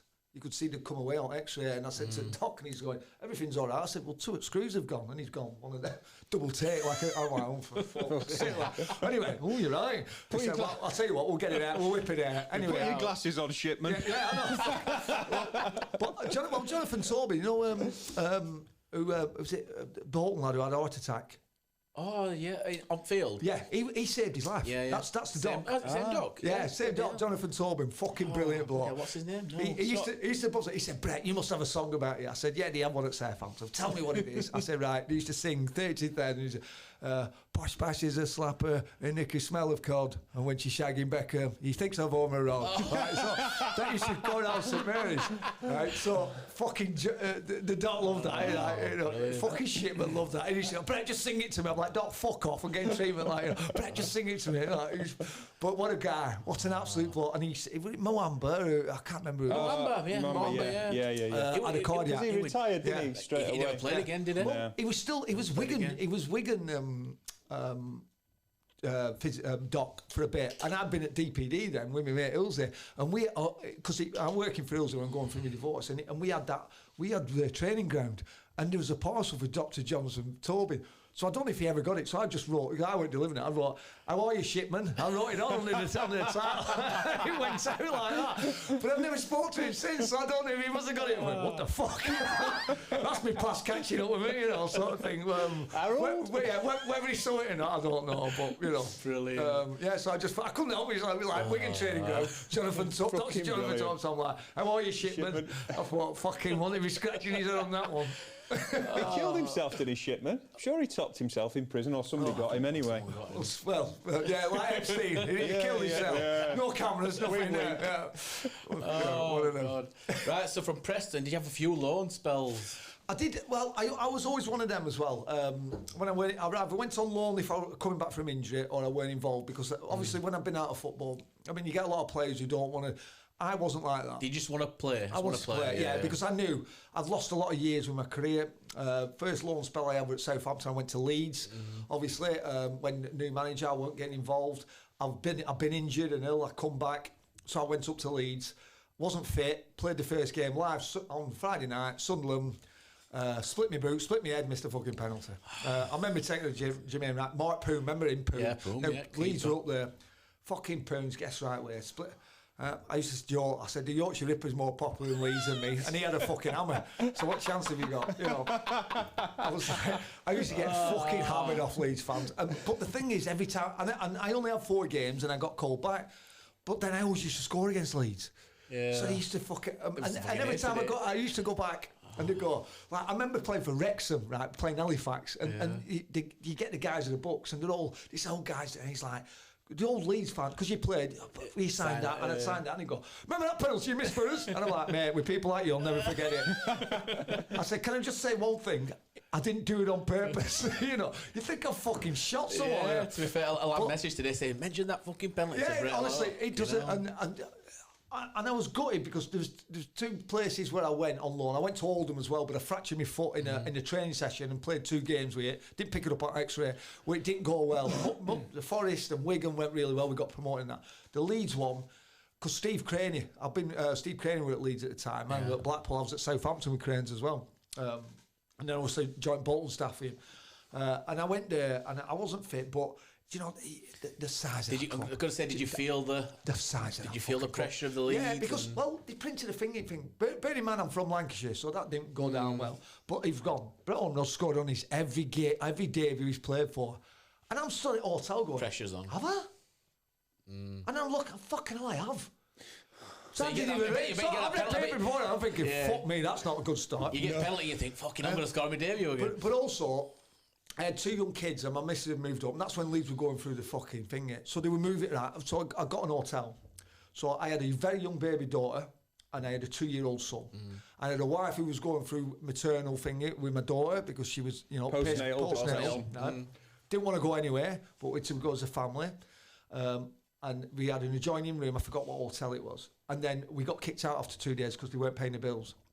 And it was like, and there was moving us from hotel to hotel, which when you've got a postnatal wife and 2 very young children, you are getting, Of course you are. I finished training to a fucking barrage. We're going to go here. So we ended up going back to her mum's house back in Blackburn.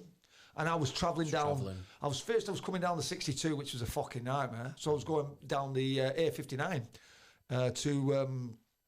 see, fans don't see this, do they? When you sounds like a bloody Netflix documentary to me. What's the lovely town? You go down 59 and then drop down into where training ground was. Harrogate. So I was travelling down, and I was doing that daily until it got to a point where I went, look, just get us a flat, because remember we had Julian George and all that. Sean Gregan had signed. Griggs I played against. Last time I spoke with Griggs, I was playing for Blackpool, he played for Preston. I fucking kicked him, he turned around, I went, shut up you fat cunt, and he just punched me straight in the face. But I got a fucking great bloke, Griggs. But it was that time where it was turmoil, the fans and all that. And it wasn't, they were. But then, that's when MySpace had just come on, and my son had put my fucking profile on, not my son, sorry, my brother. And I got that's the first time you heard, I tell a lie, sorry, it was when I played for Preston and I broke my leg and there were Leeds fans on there, and I read that and it was like sick. It was like, I hope you never fucking walk again and all that. But that's the first time I'd come across it. This is why in years to come you think, these players, you focus on, and I'm like, but it was, and I got called back after 4 games. I was, this is how skint they were as well. I remember they saying, look, you had the flat, there's like a £500 clean thingy. Can you pay it? I said, yeah, I'll pay it. Yeah, I'll send it to you. Every day they rung me, have you sent it? The check. I said, fucking sent it. But this is Leeds United. I mean, you went, I remember Thorpe Arch, went into training ground, right? And they still had players like Gary Kells was still there. Doobs, Michael Dubry, Herrick Backer. They weren't getting paid. Some of these, they weren't paying the wages, were they? But honestly, the fucking training ground. Dave Hancock, right? I spoke. He was the physio, and Peter Risdale, and they designed it off Blackburn's because Blackburn's new one. Dave Hancock was physio there. Similar there. Anyway, I'd come off against Preston. I'd set the goal, Danny Pure. I'd set Pure up, got a hematoma. So I'm in the physio room, and it was a fucking place, and it's like, I need a piss in physio room. So I'd open the fucking door and he went to the toilet. It was a fucking gymnasium. It's like, where's the fucking bog in this place? It was huge. It was what a training ground. But it was just like, literally, before Ken Bates had come in. So people just weren't getting paid. They threw all money into training ground. Yeah, but it was, I mean, Robbie Fowler, I've read Robbie Fowler's, but if you read it, and he says, take the money and run some. Yeah, I remember that, And then they were telling me, like, they're still paying Terry Venables, they're still paying Eddie Gray, the fucking managers, still pay, the managers, weren't they? And it was just an absolute shit show of the fight for a club that big. I mean, that club, the thing is, I've played for, you go to Manchester, there's City and United, you got Liverpool, Everton and all that. Right, Sheffield United, Sheffield Wednesday. There's only Newcastle. There's fucking Leeds. There's no other fucking. As much as there's a bit of a town rivalry, isn't there? Get the Huddersfield in. Well, you're like that annoying chihuahua that's just on the fucking ankle terrier back going, oh fuck off, No, Huddersfield, you're a fantastic football club. Been there recently. What a great football club. But Leeds is just fucking Leeds. You don't get someone walking around with a Man United top on in Leeds. No. You know, so in that sense, I fully, absolutely respect him and just wish it had gone well. But I got called back anyway, so I wasn't there long enough. And I was coming back from injury. I wasn't really at my physical fitness, and then I had all that shit to go on my postnatal life and that, and we were travelling from Blackburn, and it was just one of them. You go, put it to bed. But you're probably a bit like me with that postnatal depression. You probably didn't really understand it. I didn't have a clue. I still don't understand I'm still trying to spell my fucking name full in capitals. So, I'm still taking, when I fell out with my miss, I was still taking my washing home to my mum's because I was only fucking, 31 at the time. I was 27. My mum still does me washing now. I don't know what you're on about. No, I'm divorced, so does mine. Because I'm only 49. Amen. We've got some more medals here. Yeah, let's have a little look. Let's have a little look through what you've brought. What we got? What's this one, Brett? That's when I went to Forest on loan and got promoted with him from Preston. The League One. We finished second on the final day. I went a couple of months, scored a couple of goals from. Had a great squad. Chris Commons played in that team. We had some fantastic players, and we ended up getting promoted. Another massive club, Forest. Do you know, a club that I always wanted to play for? 2 European Cups. I was a massive. I was a Blackburn fan. I grew up a Blackburn fan. But do you know them clubs as a kid you always want to play for? Yeah. I love Brian Clough. And I went recently, when I retired, I went with Paul McKenna. We went to Hong Kong because there's some Forest fans, and you go over to Hong Kong, Hong Kong Sevens. So there's a PFA team. It's an international tournament. It's usually a kids' tournament. We're at Yola, and we just get pissed. We went, and Neil Webb, Des Walker played. I'm playing with that. Never beat Des Walker, Neil Webb, and Kenny Burns. And they must fucking hate me. I mean, I've been with Webby and all that, but all I did when we had spare time, Kenny Burns was like ambassador. All I did was sit Kenny Burns down and chew his fucking ear off and said, "Tell me stories about Brian Clough. Tell me." And I've watched, the documentary on it. I've watched that so many times of Brian Clough. Have you seen the Damn United? The Damn United. I've watched that. But the documentary, what's it called? Dreams of Mate, something like that. And it's got all the fucking players from when he left Derby, when he left Leeds and he got Forest. I love Forest because of Brian Clough. So when I got the opportunity to join him on loan, I couldn't fucking wait. And it went really well. I wanted to sign this. I had a year left at Preston, and I ended up staying because we just moved into a new house. We were moving houses again. I was going from Mellor. Yeah, I was going to say you moved out. You obviously moved a lot then, didn't you? Yeah, well, obviously, I mean, you got kids. I had 3 kids then, and I moved from Mellor to Whalley, which is same area, but. When you're in an hotel at Jury's Inn in Nottingham for 3 months and the stress of the house falling through and all that, and my wife had 3 kids and a fucking dog. We had to put my dog. I had dog as well. I had a Doberman Apollo, thick as fuck it was. I was going to get 2, Apollo and Zeus, like off Magnum, because I'm a massive Magnum fan. And it was fucking more. It used to look at me when he was a pup, and I'd go, "Don't you piss," and he'd just piss, and I'd be like, "You fucking idiot." And he suspect. I mean, Mr. Go, you're talking to it like he'd understand you. I'll be like, "I've had enough of you." I'll tell you what it is. And he'd be just looking at me like that, and she's going, "It cannot understand you, Brett." And I went, "It fucking knows, it knows." My dog does fucking so. But yeah, so, but Forest, to go at a time, and I nearly came back a couple of times because of stress of moving and all that. Who manager at Forest then? Colin Calderwood. But we had some great players, and we got promoted on the last day of the season. And you know what a fucking club. What a club. Just like Leeds, but the thing is, I enjoyed that.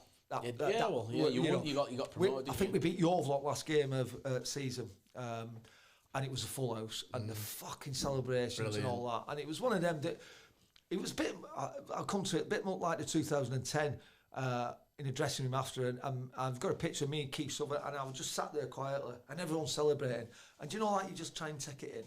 And I was that like Forest.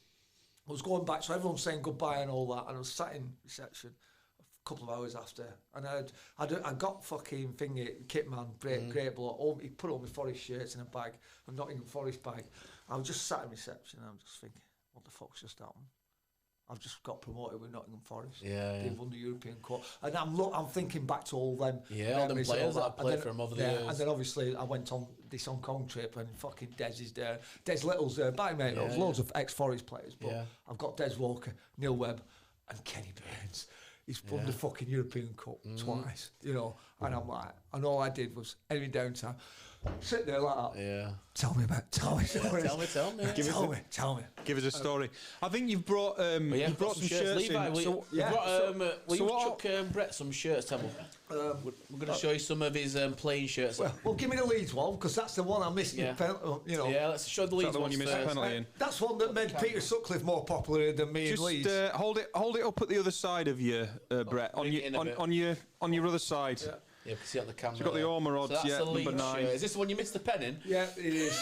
Is that Whiskey White and Mackay? Is that who's sponsoring Leeds at the time? I've done plenty of fucking whiskey afterwards, to be fair. I think so, yeah. I mean, a lot of them have been in suitcase at my mum's house. So, and do you know what? They put me number 9. I've never liked number 9.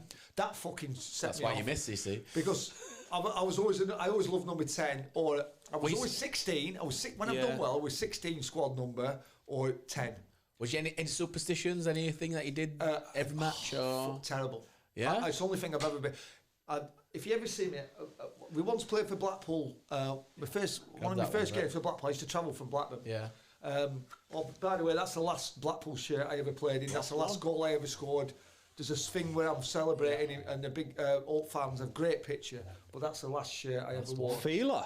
Yeah, Feel. Yeah. Sergio Tacchini, Feeler, back in day. You don't see many. You used to have all Italian sides, didn't you? Well, he'd come back in, didn't it? Our chairman, right?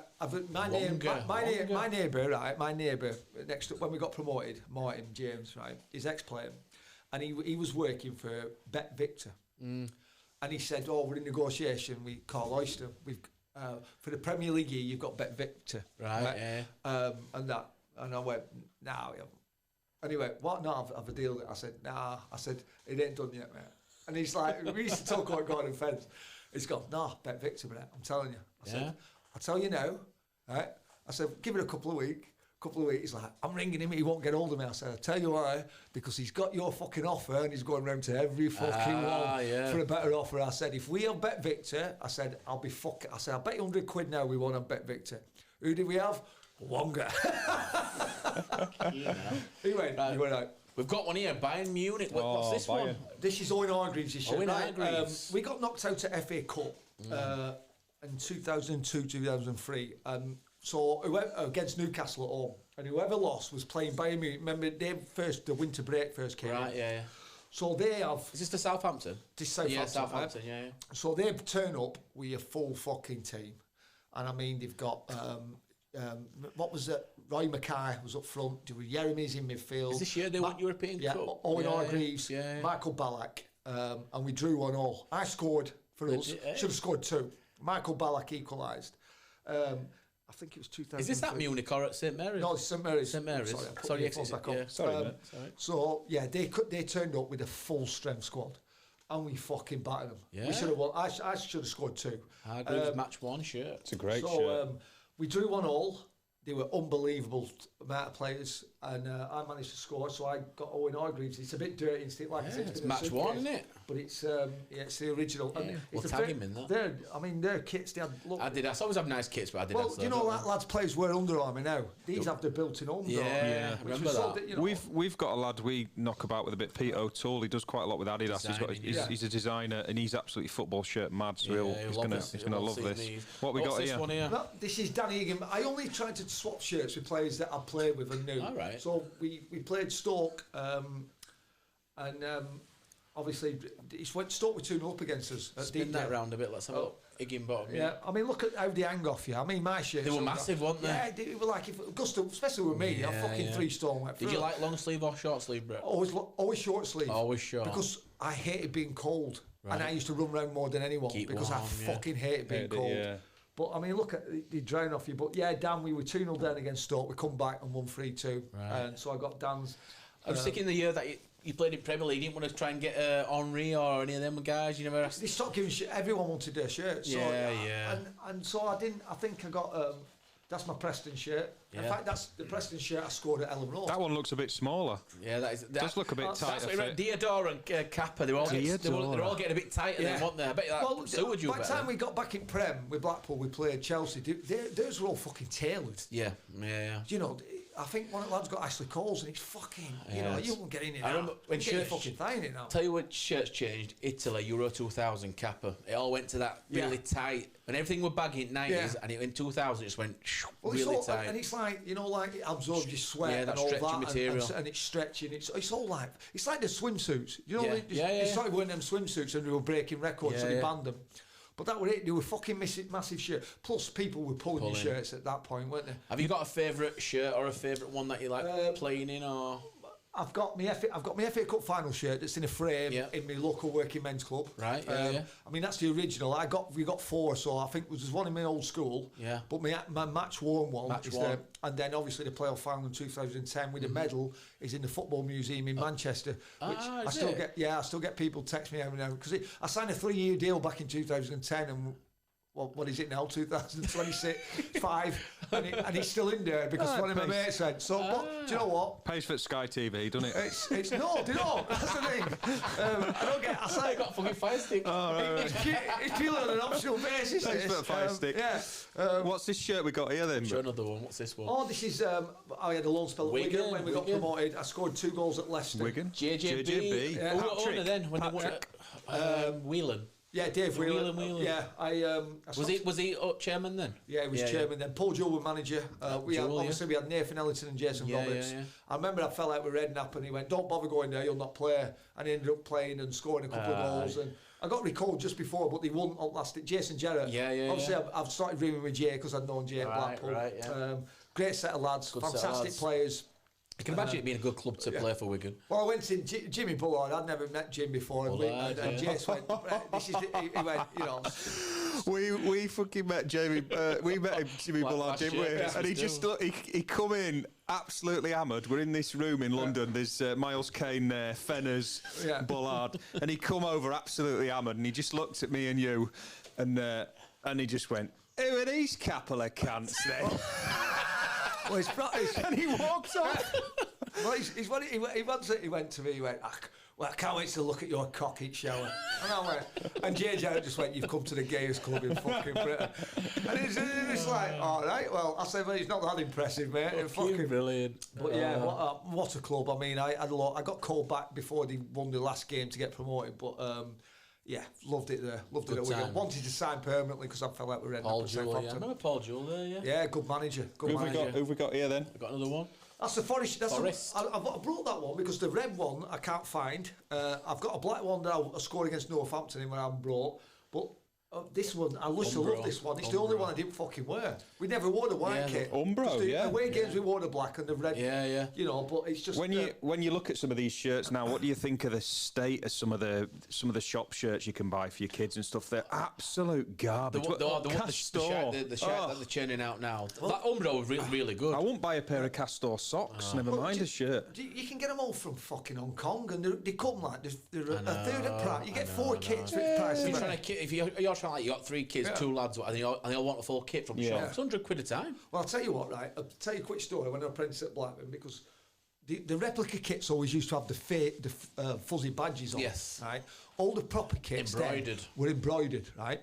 So if you were on duty, which meant that you had to take the tea into the away team and all that. Now, my uncle's a Liverpool fan. Get some Liverpool shorts. So I tenner on £31.50. So you take the tea in to the half time in Blackburn away end at Nuttall Street. Go in there, fucking skip, get a pair of shorts. We used to have a fucking loft hatch. Chuck him in a loft hatch, shut the fucking door. All the lads used to do it. They used to take it on order. Well, you're on duty and they go, "I want some commentary 11s. Who's on duty there? I'll swap with you." So you'd get a pair of shorts. So I used to get my mates. Right, and the Rovers shorts, if you remember, they used to have the blue ones. Asics. You couldn't get hold of the blue. You couldn't buy the blue ones in a club shop with the embroidered badge. So I got a pair of them. All my mates were fucking, give 50 quid for them. That 50 quid then were fucking, because you couldn't get them. It's proper badge, and they didn't sell them. How much better was the stuff then, Brett? But because if you bought a Rovers kit then, it had fuzzy badge and all that. Got all our training kit was all proper embroidered. It was because it had to be washed every day. Yeah, of course it did. It had to be washed. So but every kit did. So you got a pair of, like I got my uncle these Liverpool, you couldn't buy them like that. And this is why these shirts now go for a fucking fortune. What did your dad do with your team's shirts? You were telling me, didn't he lose them all or something? No, My dad did some football community at Huddersfield. Remember when Huddersfield had that checked Greenhalls kit? Yeah. Do you remember that? Like a checkboard. Right. And they played once in it, Man City, and got arseholed 10-1 Huddersfield, and they lost 10-1. And then, well, see, kit man must have chucked it into fuck. Said they're never wearing that again. It was shit kit. So took it to local side in Huddersfield where it plays, because we played in amber and black. Said, right, lads, get them all on. I think half lads didn't play local football, beer guts, couldn't get fucking shirts over them. You didn't? Your dad nick them all or something? Took it. Well, still a kit man at town, so you can take it to local side. Yeah. And you find out years later, these town shirts are going for a fucking fortune. Yeah. Greenhalls were made by Beaver. But that's it. Beaver. It's like there's a nostalgia of it, isn't it? I mean, I've got. I'm just looking because I've got Maradona's, not the actual Maradonas, but it's the Butami, the away kit, Yes. Maradona, 85, 86. Yeah. I've got that, and I've got the Sampdoria from when Mancini. Remember when Italian United? I used to love Mancini and Violi up front. I've got the Sampdoria one, and I've got the Napoli of Maradona, but not the Mars, because that was later. Is it Butami? Butami, I know, I can picture it, yeah. But I want the home shirt of that. I've just been online. It's on sale for about 45 quid. You can get them all now. You can get the all good thing is you can get the replica. But I have the away one, and it's fucking them kits. The guy I was just telling you about, Pete O'Toole, he's published a series of books. The books that he does, they're fascinating. My little lad absolutely loves them, and they're only that thick. And he'll choose a team. So I think he chose like Italy, Scotland, and these little books. I'll have to try and get you one. But it's every single shirt from the beginning of football time for the whole of. Is it all the league teams, or is it? It does the league teams. Oh, it's fascinating, and it's so good. Whatever era you have, it's like the most iconic Man United shirt was the sharp with the badge there. The 85 Cup final. I mean, I can tell FA Cup final. I can tell you every fucking opponent from the 80s and early 90s. I can't tell you. I can't tell you the last 25 years of the finalists since. But the kits, Everton's was always the NEC with a white, Liverpool crown paints, Tottenham, it was the, was it Hummel, the fucking smart 80s. Some of them kits then, dude, so good. I look at them now and think, dude, how fucking good were they? Yeah, they were great. Hoddle Waddle, Clive Allen. When Clive Allen scored 40 odd goals. The thing is that they had the shirts for 2 or 3 years though, Brett, didn't they? And then every season now it's a new shirt now. I mean, even Southampton brought out a fucking UEFA Cup. United started it, didn't they? Champions League. We've got a Champions League kit and all that. Yeah. And it sort of watered it down and that. Yeah, it's fucking money-making scam, You look at them 80s kits, that United's one of the most iconic. It's the first kit I ever got, and do you know what? You could get the cheaper one without the short bit on. My mum bought me this because I wasn't a United fan, but I wanted that kit.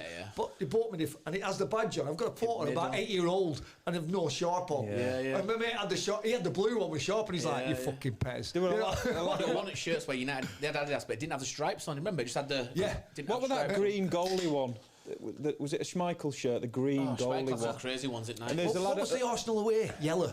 Ian Wright scored JVC, Is it JVC? Yeah. I mean, you can go from every club. Yeah. Well, Huddersfield was Vailida. This was a famous goaler. Vailida they had on for ages, didn't they? Vailida. Yeah. Some of the sponsors were crazy sponsors. But they're brilliant. All them, they're so iconic, isn't it? And it's like sometimes they replicate them now. And like I think Everton did the one with in '85 when they had with it Hafina.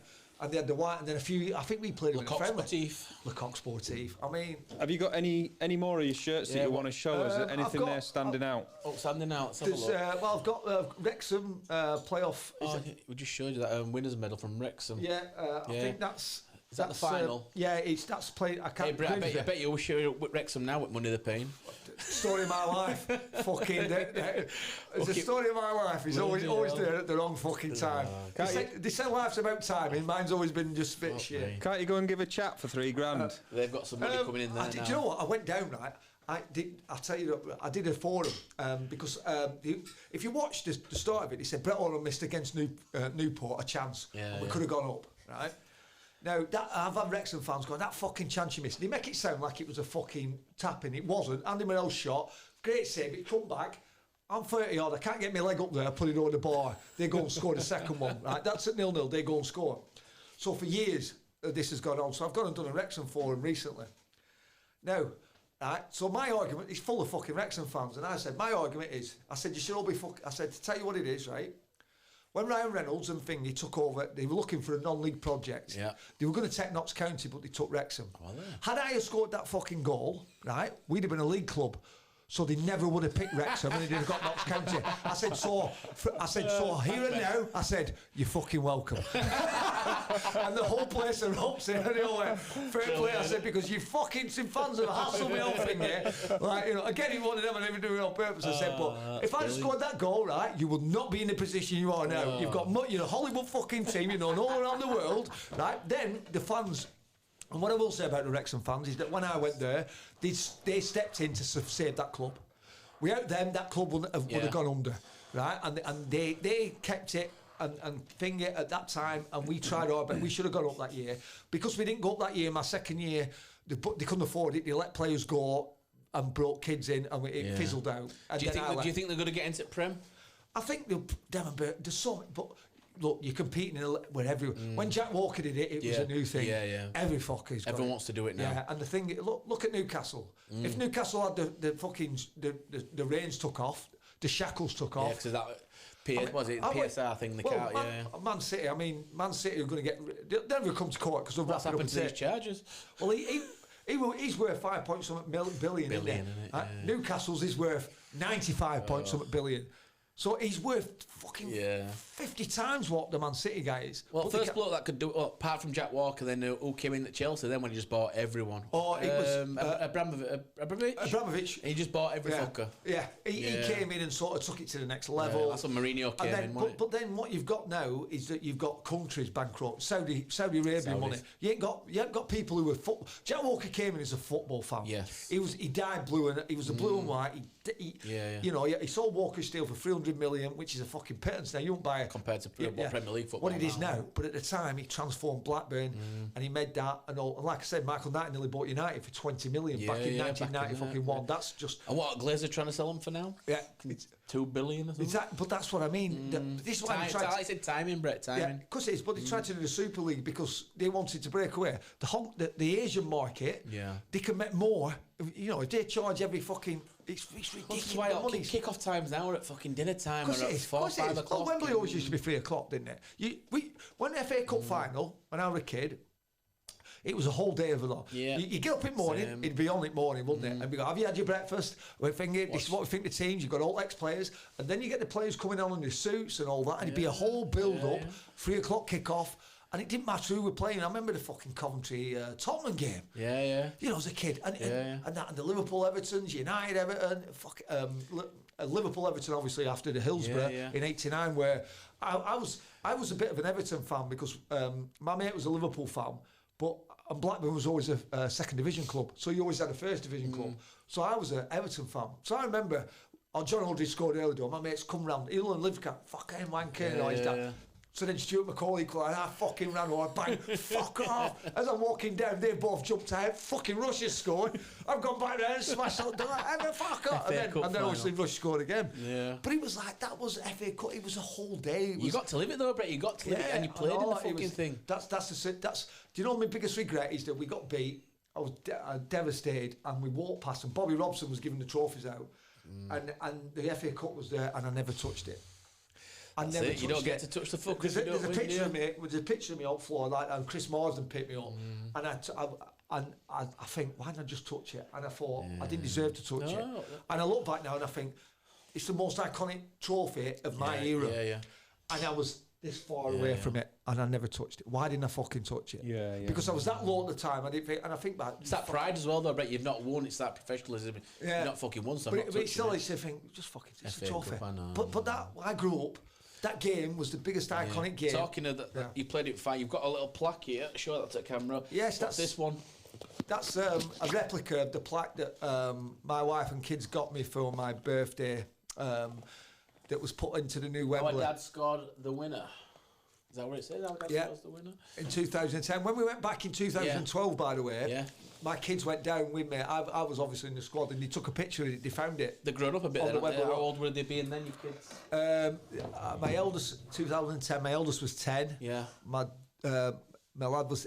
My daughter was 6, and my youngest lad was 3. That's a class piece. That. So now they're 25, 22 and 18, and my daughter's just give birth to my first grandson, Luca. Mate. Shout out to your family, mate. Yep. Yes, honestly, he's like. Are they all living within? Are you near them all? Yes, they live. Well, my eldest lad's is moving into his own flat now. My daughter's they've got a deposit on an house, but the people who've deported off are having a new build, and there's been delays with that, so they're having to wait. Are there any of them into footy? Not really. I mean, they have done it in their own ways, but my eldest lad never really bothered with it, and I was never one of them. To push him. My dad never had to push me. But he's always done his own thing. He works at British Aerospace, right? And is that your dad? No, my eldest lad. Sorry, yeah. And he was always into aeroplanes, and he does spray painting on them now. And I used to take. And when I moved up to Preston from, I used to take him to his school. We used to have to drive past British Aerospace. It's got 2 big aircraft. We'd only have one then. Yeah. And he used to say, "Dad, I want to work on them airplanes." And he works there now.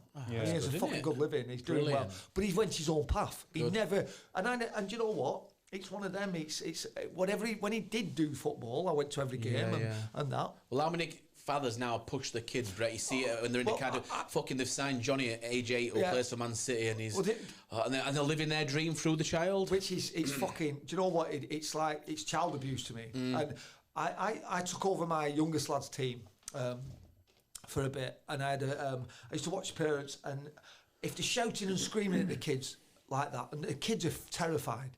And they're 6 and 7 year old. It's about enjoyment, isn't it? What are they like when they get home? Yeah. And I had an argument with that. We had a kid called Ryan, and he was I was taking training. He was playing. He was scoring goals, and we had this Man City scout come, and I didn't say anything, and he'd come over for about 6 weeks. And in 6 weeks, this kid went from smiling playing football to weight of the world on his shoulders. And every time he missed a chance, he was looking at his dad. Right. So we had this end of season tournament. And I'm not one of them, they walk around, these blokes, I mean, they're fucking school teachers. Get them badge. And some of them think they walk around like they have the fucking, under 7s, 8s, like they have the fucking power of your kid being a footballer. It's a load of bollocks. So anyway, so he walked past me and he stopped me and he said, "Can I have a word with you, Brett? What do you think of Ryan?" And before I could say anything, he starts going, "You need to do this. And I said, "Can I just stop you there?" I said, "He's 9-year-old, mate." And I said, "I'll tell you what it is." I said, "Now you set me off." I said, why'd you start watching him? And he said, "What?" I said, "Why'd you come watching him?" "Because you've heard he's doing well and scoring goals." I said, "In the last fucking 5 weeks, you've come to every game." I said, "That kid's gone up there, enjoying football with a smile on his face, to the weight of the world." I said, "Why is that?" I said, "I'll tell you why it is." He said, "Because you're on fucking phone to his dad every night, promising him this, that, and over." So every time that kid makes a mistake, first thing he does, he looks at his dad. I said, "That's your fucking fault." I said, "He's 9-year-old, mate." Pressure I said, "If he were up to me, I'd fuck all you lot off and let him play and enjoy it." It's true, and that's it. And he didn't have a word. And they get to 16 and get released, Brett, and half of them never play again. Because Keith Southern's one of my best mates. He does the Everton, and he goes, "Brett, I wouldn't like to do it again. I wouldn't like to come through it." It's because they're so scared, aren't they, of another club getting that. But they're assessed on everything. It's pathetic. And it's like, and the thing is now is that they knock the individuality out of them. When I went to Bolton, I was watching it, and it's like you're playing. It's like a game of fucking chess. Fucking robots. There's no individuality. Yeah. And I'm looking at it and going, but then Man City will do that. Right, at the time, I'll have an argument with someone and going, "Oh yeah, they've released this kid. He's not going to be big enough. This and all that." And City, and they're playing like this. But then you go and sign Gabriel Jesus, who's a little Brazilian skinny kid for 50 fucking million quid. Everything opposite. If he come through ranks in England, he wouldn't fucking made it. Yeah. And I'm like, what? There's no individual, We say they're athletes before fucking footballers out there now. That's our country all over, isn't it? We're just, we're giving out bloody degrees in fish and chip making now. The biggest thing. What hope have we got? But the biggest thing is that the biggest change is when I started as a kid, you were a footballer first and an athlete second. Yes. You're an athlete first and a footballer. Mark Lowen did it. He said, "You know what? If you've got fucking..." And they are athletes. Yeah. Again, when I went to Bolton, I'm thinking, there were lads more interested on how hard they trained on the fucking sat-nav on the thing. How hard did I run? How far they run? Do you know what? They were irrelevant when I played. I knew I fucking worked hard because, I was sweating bollocks off. I was breathing it. I knew no one had to tell me to fucking run. Yeah. I knew how far I fucking run. Right? I was more interested in it. I would score. If I ain't scoring goals, I'll go on fucking training pitch and practice shooting all day. Yeah. Right? That should be second. You get paid to play football. Yeah. That should be. Mad. Don't get me wrong. It's a massive part of it. But the biggest part of it is to win fucking football matches. Yeah. If you don't win football matches, you get sacked. You don't fucking, that's the fucking be all and end all of it. Everything else should be a build up to it. Sorry, I'm ranting now. It's passion, mate. It's not ranting. You can tell he's passionate about it. It's passion, and it's still coming out in you. All these years later. It's because it's your life and your job. But I look at it now and I just think, and I speak with Keith a lot, and I think, I wouldn't like to. Do you have any involvement now at all with anything to do with football? Are you involved at all? No, just apart from doing the commentary. I do a lot of commentary for Radio Lancashire. Is that usually for Blackpool, is it? Radio Lancashire, I do Preston, Blackpool, Accrington Stanley. Basically all teams I play for. I do the old Blackburn game because we've got Dunny and Kev Gallagher. We've got loads of ex-players. So you're doing the local radio on the games? Yeah. Oh, brilliant. Paul Gallagher does it. Gallagher, I'm Preston with Gallagher and all that. And so there's we have a Christmas dinner, Mark Atkins, Super Atcorn. So you're still in touch with a few of your ex-teammates from that then? I mean, probably Paul McCarron and Keith Southern I speak regularly with, but with Blackpool we've got a WhatsApp group. Obviously, Rob Edwards has just moved. We're all fucking hell, Rob. Great lad, what a great lad, and Evo's just got the Blackpool job. He got me into Bolton, so I've been sat there looking at my phone, waiting for a fucking ring. I did the Burton game on Saturday. I was talking to him in Cranes. I'm still fucking watching my phone. He laughed. He didn't fucking take me on it, but no. But you know what I mean. Right, it's been absolutely. We have got a couple of questions though before we end from the people few followers that did ask. First one was from a lad who follows us quite a bit, and he says best stadium you played at and best atmosphere. Right. Two different ones. The stadium I always loved playing at, which is the old White Hart Lane. Right. Spurs, don't ask me why. It was always a great pitch. Atmospheric. Yeah. Atmospheric. I wouldn't say Spurs. I'd say probably. I think Leeds United's one of the best. Ellen Road. I think Ellen Road's one of the when it's fucking I've been to rocking. Ellen Road a couple of times when I've done that. Yeah. Because a lot of the big teams. It's a bit corporate. Yeah, it's like until they score, it's fucking quiet. You keep them teams quiet. When we played Leeds that time, and we were 1-0 up, you couldn't fucking hear yourself. When he scored, it was like I'm sure it's fucking decibel. I'd love to get a decibel counter on it. But them sort of teams, Newcastle was. I remember fucking I'd set beats up. We scored against Newcastle at St James's, and you couldn't even hear our fans. They were that high up. All you could see arms and legs fucking thingy. But it was like someone turned the mute button on because they were that fucking high up. We were waving, going. You need them fucking red opera glasses. Give me 10 bob for them. That's it, fucking fans. So Spurs for that was always my favourite ground. Yeah. I haven't been to the new Spurs stadium, and I've been to the Emirates. We got looking up there. I mean, I'd like to go again now. It's all changed, but for some reason I don't know why. I always like playing at the old White Hart Lane. Other one was best player you played against, but I think you mentioned Scholes, didn't you? Did you? Scholes, is he the one? I'd say Gerrard, Scholes, Keane. Vieira, Henry. Yeah, it's Van Nistelrooy as a forward. It's a personal preference. And they said best player you play with. Matt Letizia, right? But I didn't play with these players at the prime. Yeah. My first day of training, I ended up partnering. We were doing a shooting session at the end, and Tiz was overweight. He's retiring at the end of the season, and our goalkeeping coach, David Coles, he's pinging balls from behind the goal, and we had a box. So you had to two-touch, so you had to control it and get his shot off in this box. We have to hit it in the ground. And he's pinged it over to his head, and he said, sorry about that. And he's fucking backheeled it back over his head, and he volleyed it into the top bag. And I turned to Beats and went, I can't fucking do that. I went, I can't do that. That's just in him, innit? That's in him. Let's said that. And another thing, right? He'd come back years later, right? A couple of years later, and he was doing a shooting session. Anthony Norman was in goal. Now, Anthony Norman at the time was the best keeper in the Prem. Now, I was in the gym. I was coming back from injury. I was on the bike, watching out the window, right? And Coles again was pinging a ball to Tiz. He was taking a touch, and he was just stroking the ball into the bottom corner, left-hand corner, Anthony Norman's neck. Couldn't get near it. And it was like clockwork. Boom, boom. But Anthony Norman, best keeper in the fucking Prem at the time. You talk about players there and athletes. No, an athlete, a footballer. Fucking football. But he's getting ready. He's getting pissed off. He's getting pissed off.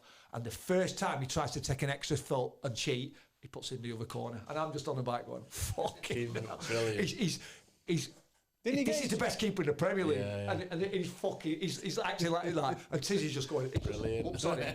Naturally, he's just going, bang. Didn't he get in a bit of trouble the other year, Tizzy?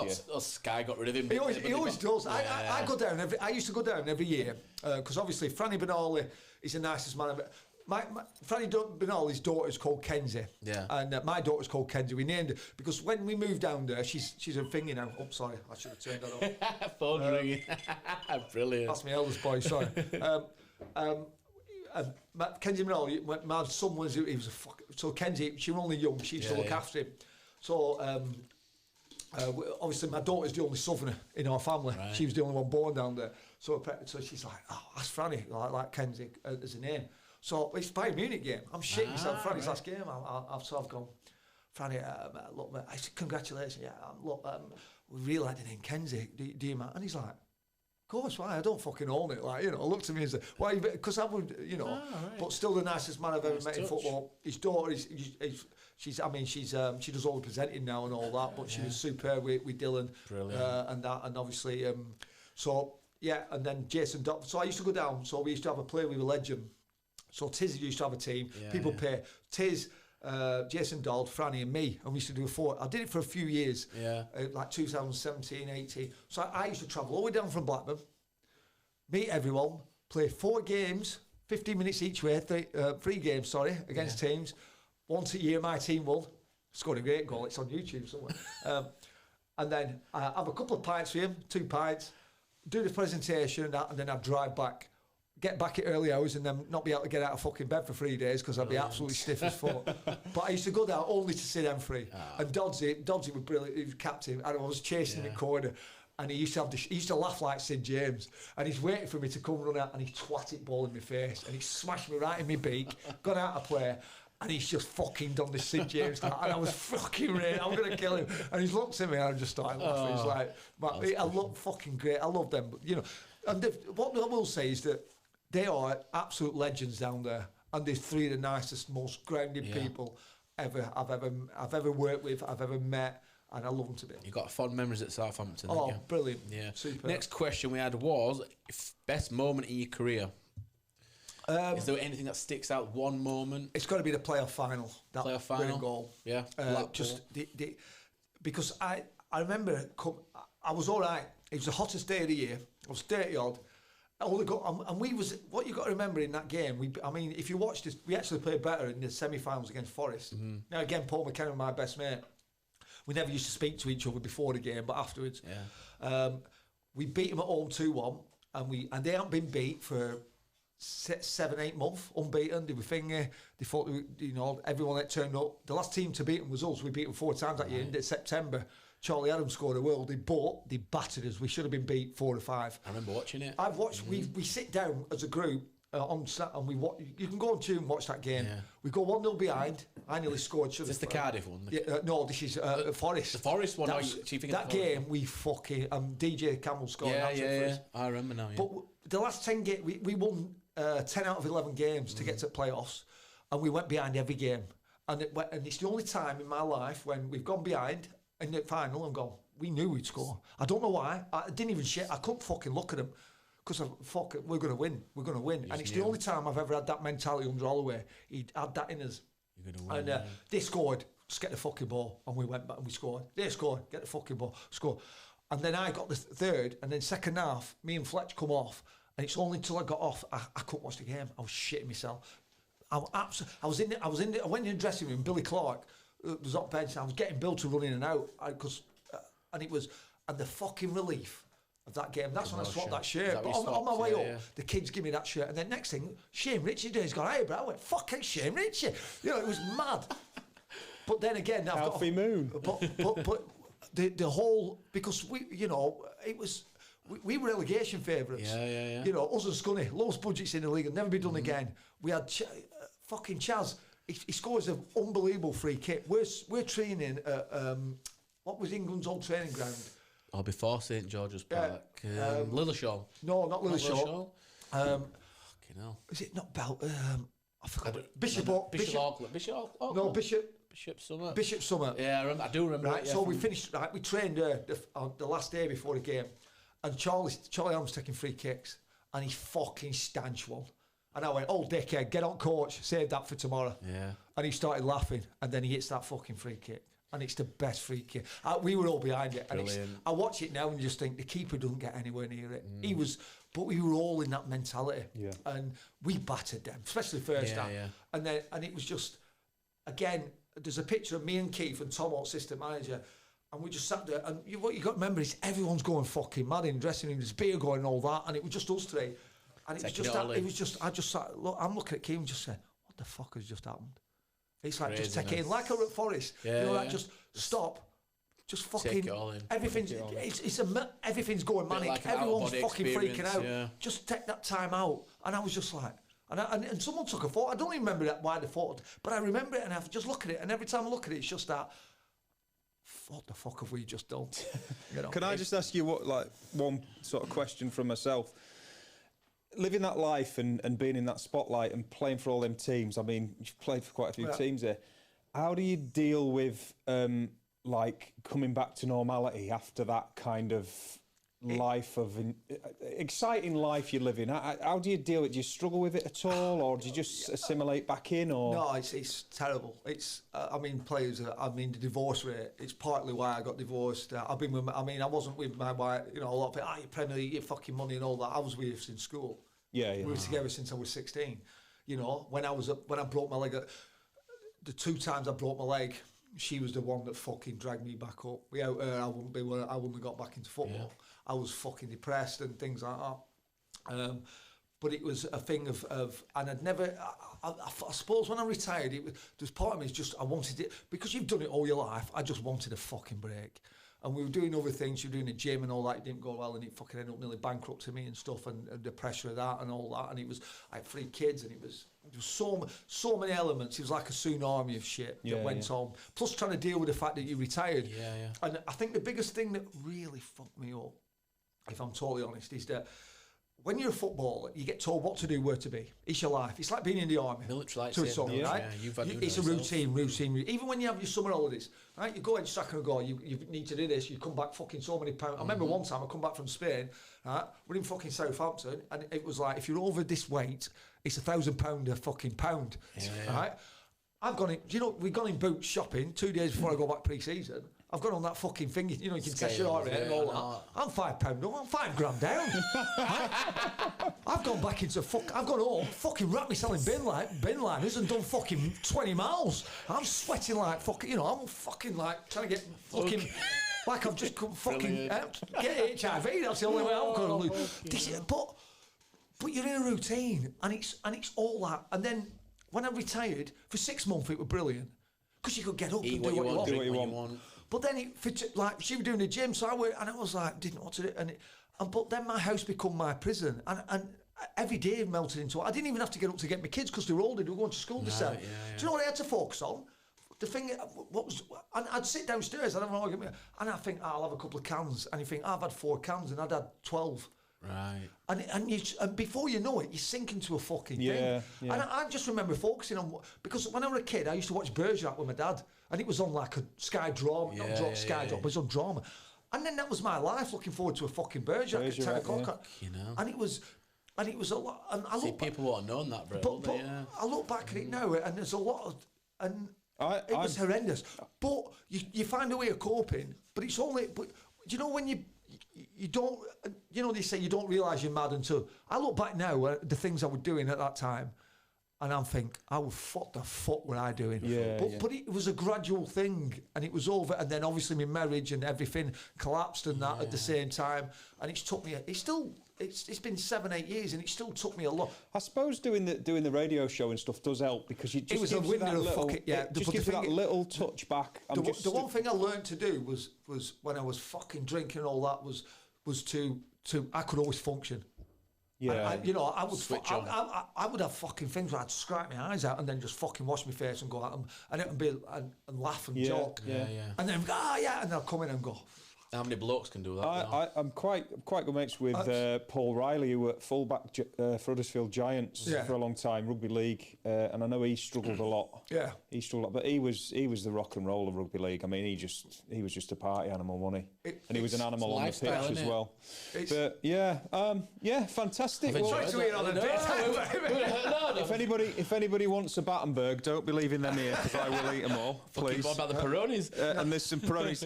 Brett, you can take a couple of them in the car. Thank you. A couple. All right. And we understand that the chauffeur drove you over here about 600 mile an hour. So there'll be a couple of piss stops. To be fair, when he set off, I said, "When are we taking off, like Lieutenant?" Fucking hell! It was like I was waiting for the steward to fucking bring me a bit. It was like, wow. Brilliant. No, I've enjoyed that, Brett. Really enjoyed it. Thank you for coming on, man. I feel like we haven't even scratched the surface. We haven't asked you anything about your personal life or anything, but there we go. Honestly, we've talked footy, haven't we? Well, part two's always on. Absolutely. We'll definitely get you back on, Brett. Can we get a don't tell the missus out of you? What do you mean, don't tell the missus? Don't tell the missus. I'm divorced now, so it don't fucking matter. I can say that's the only goal. I said, don't tell me mum, because I moved back in with my mum and dad moved me back in when I was at my worst. And I used to, I go out with my mates on the thing, and my mum would ring me up and go, "Where are you?" And I'm like, "What?" She go, "Where are you?" I'm like, "Mum, I'm 45, I've got a door key, go to bed." And she's like, "Why you live under my roof?" I'm like, "Fuck's sake, that can't happen." Oh, brilliant, Brett. We'll definitely get you back on. You heard it here first. Don't tell your mum. Don't tell your mum. Don't tell your mum.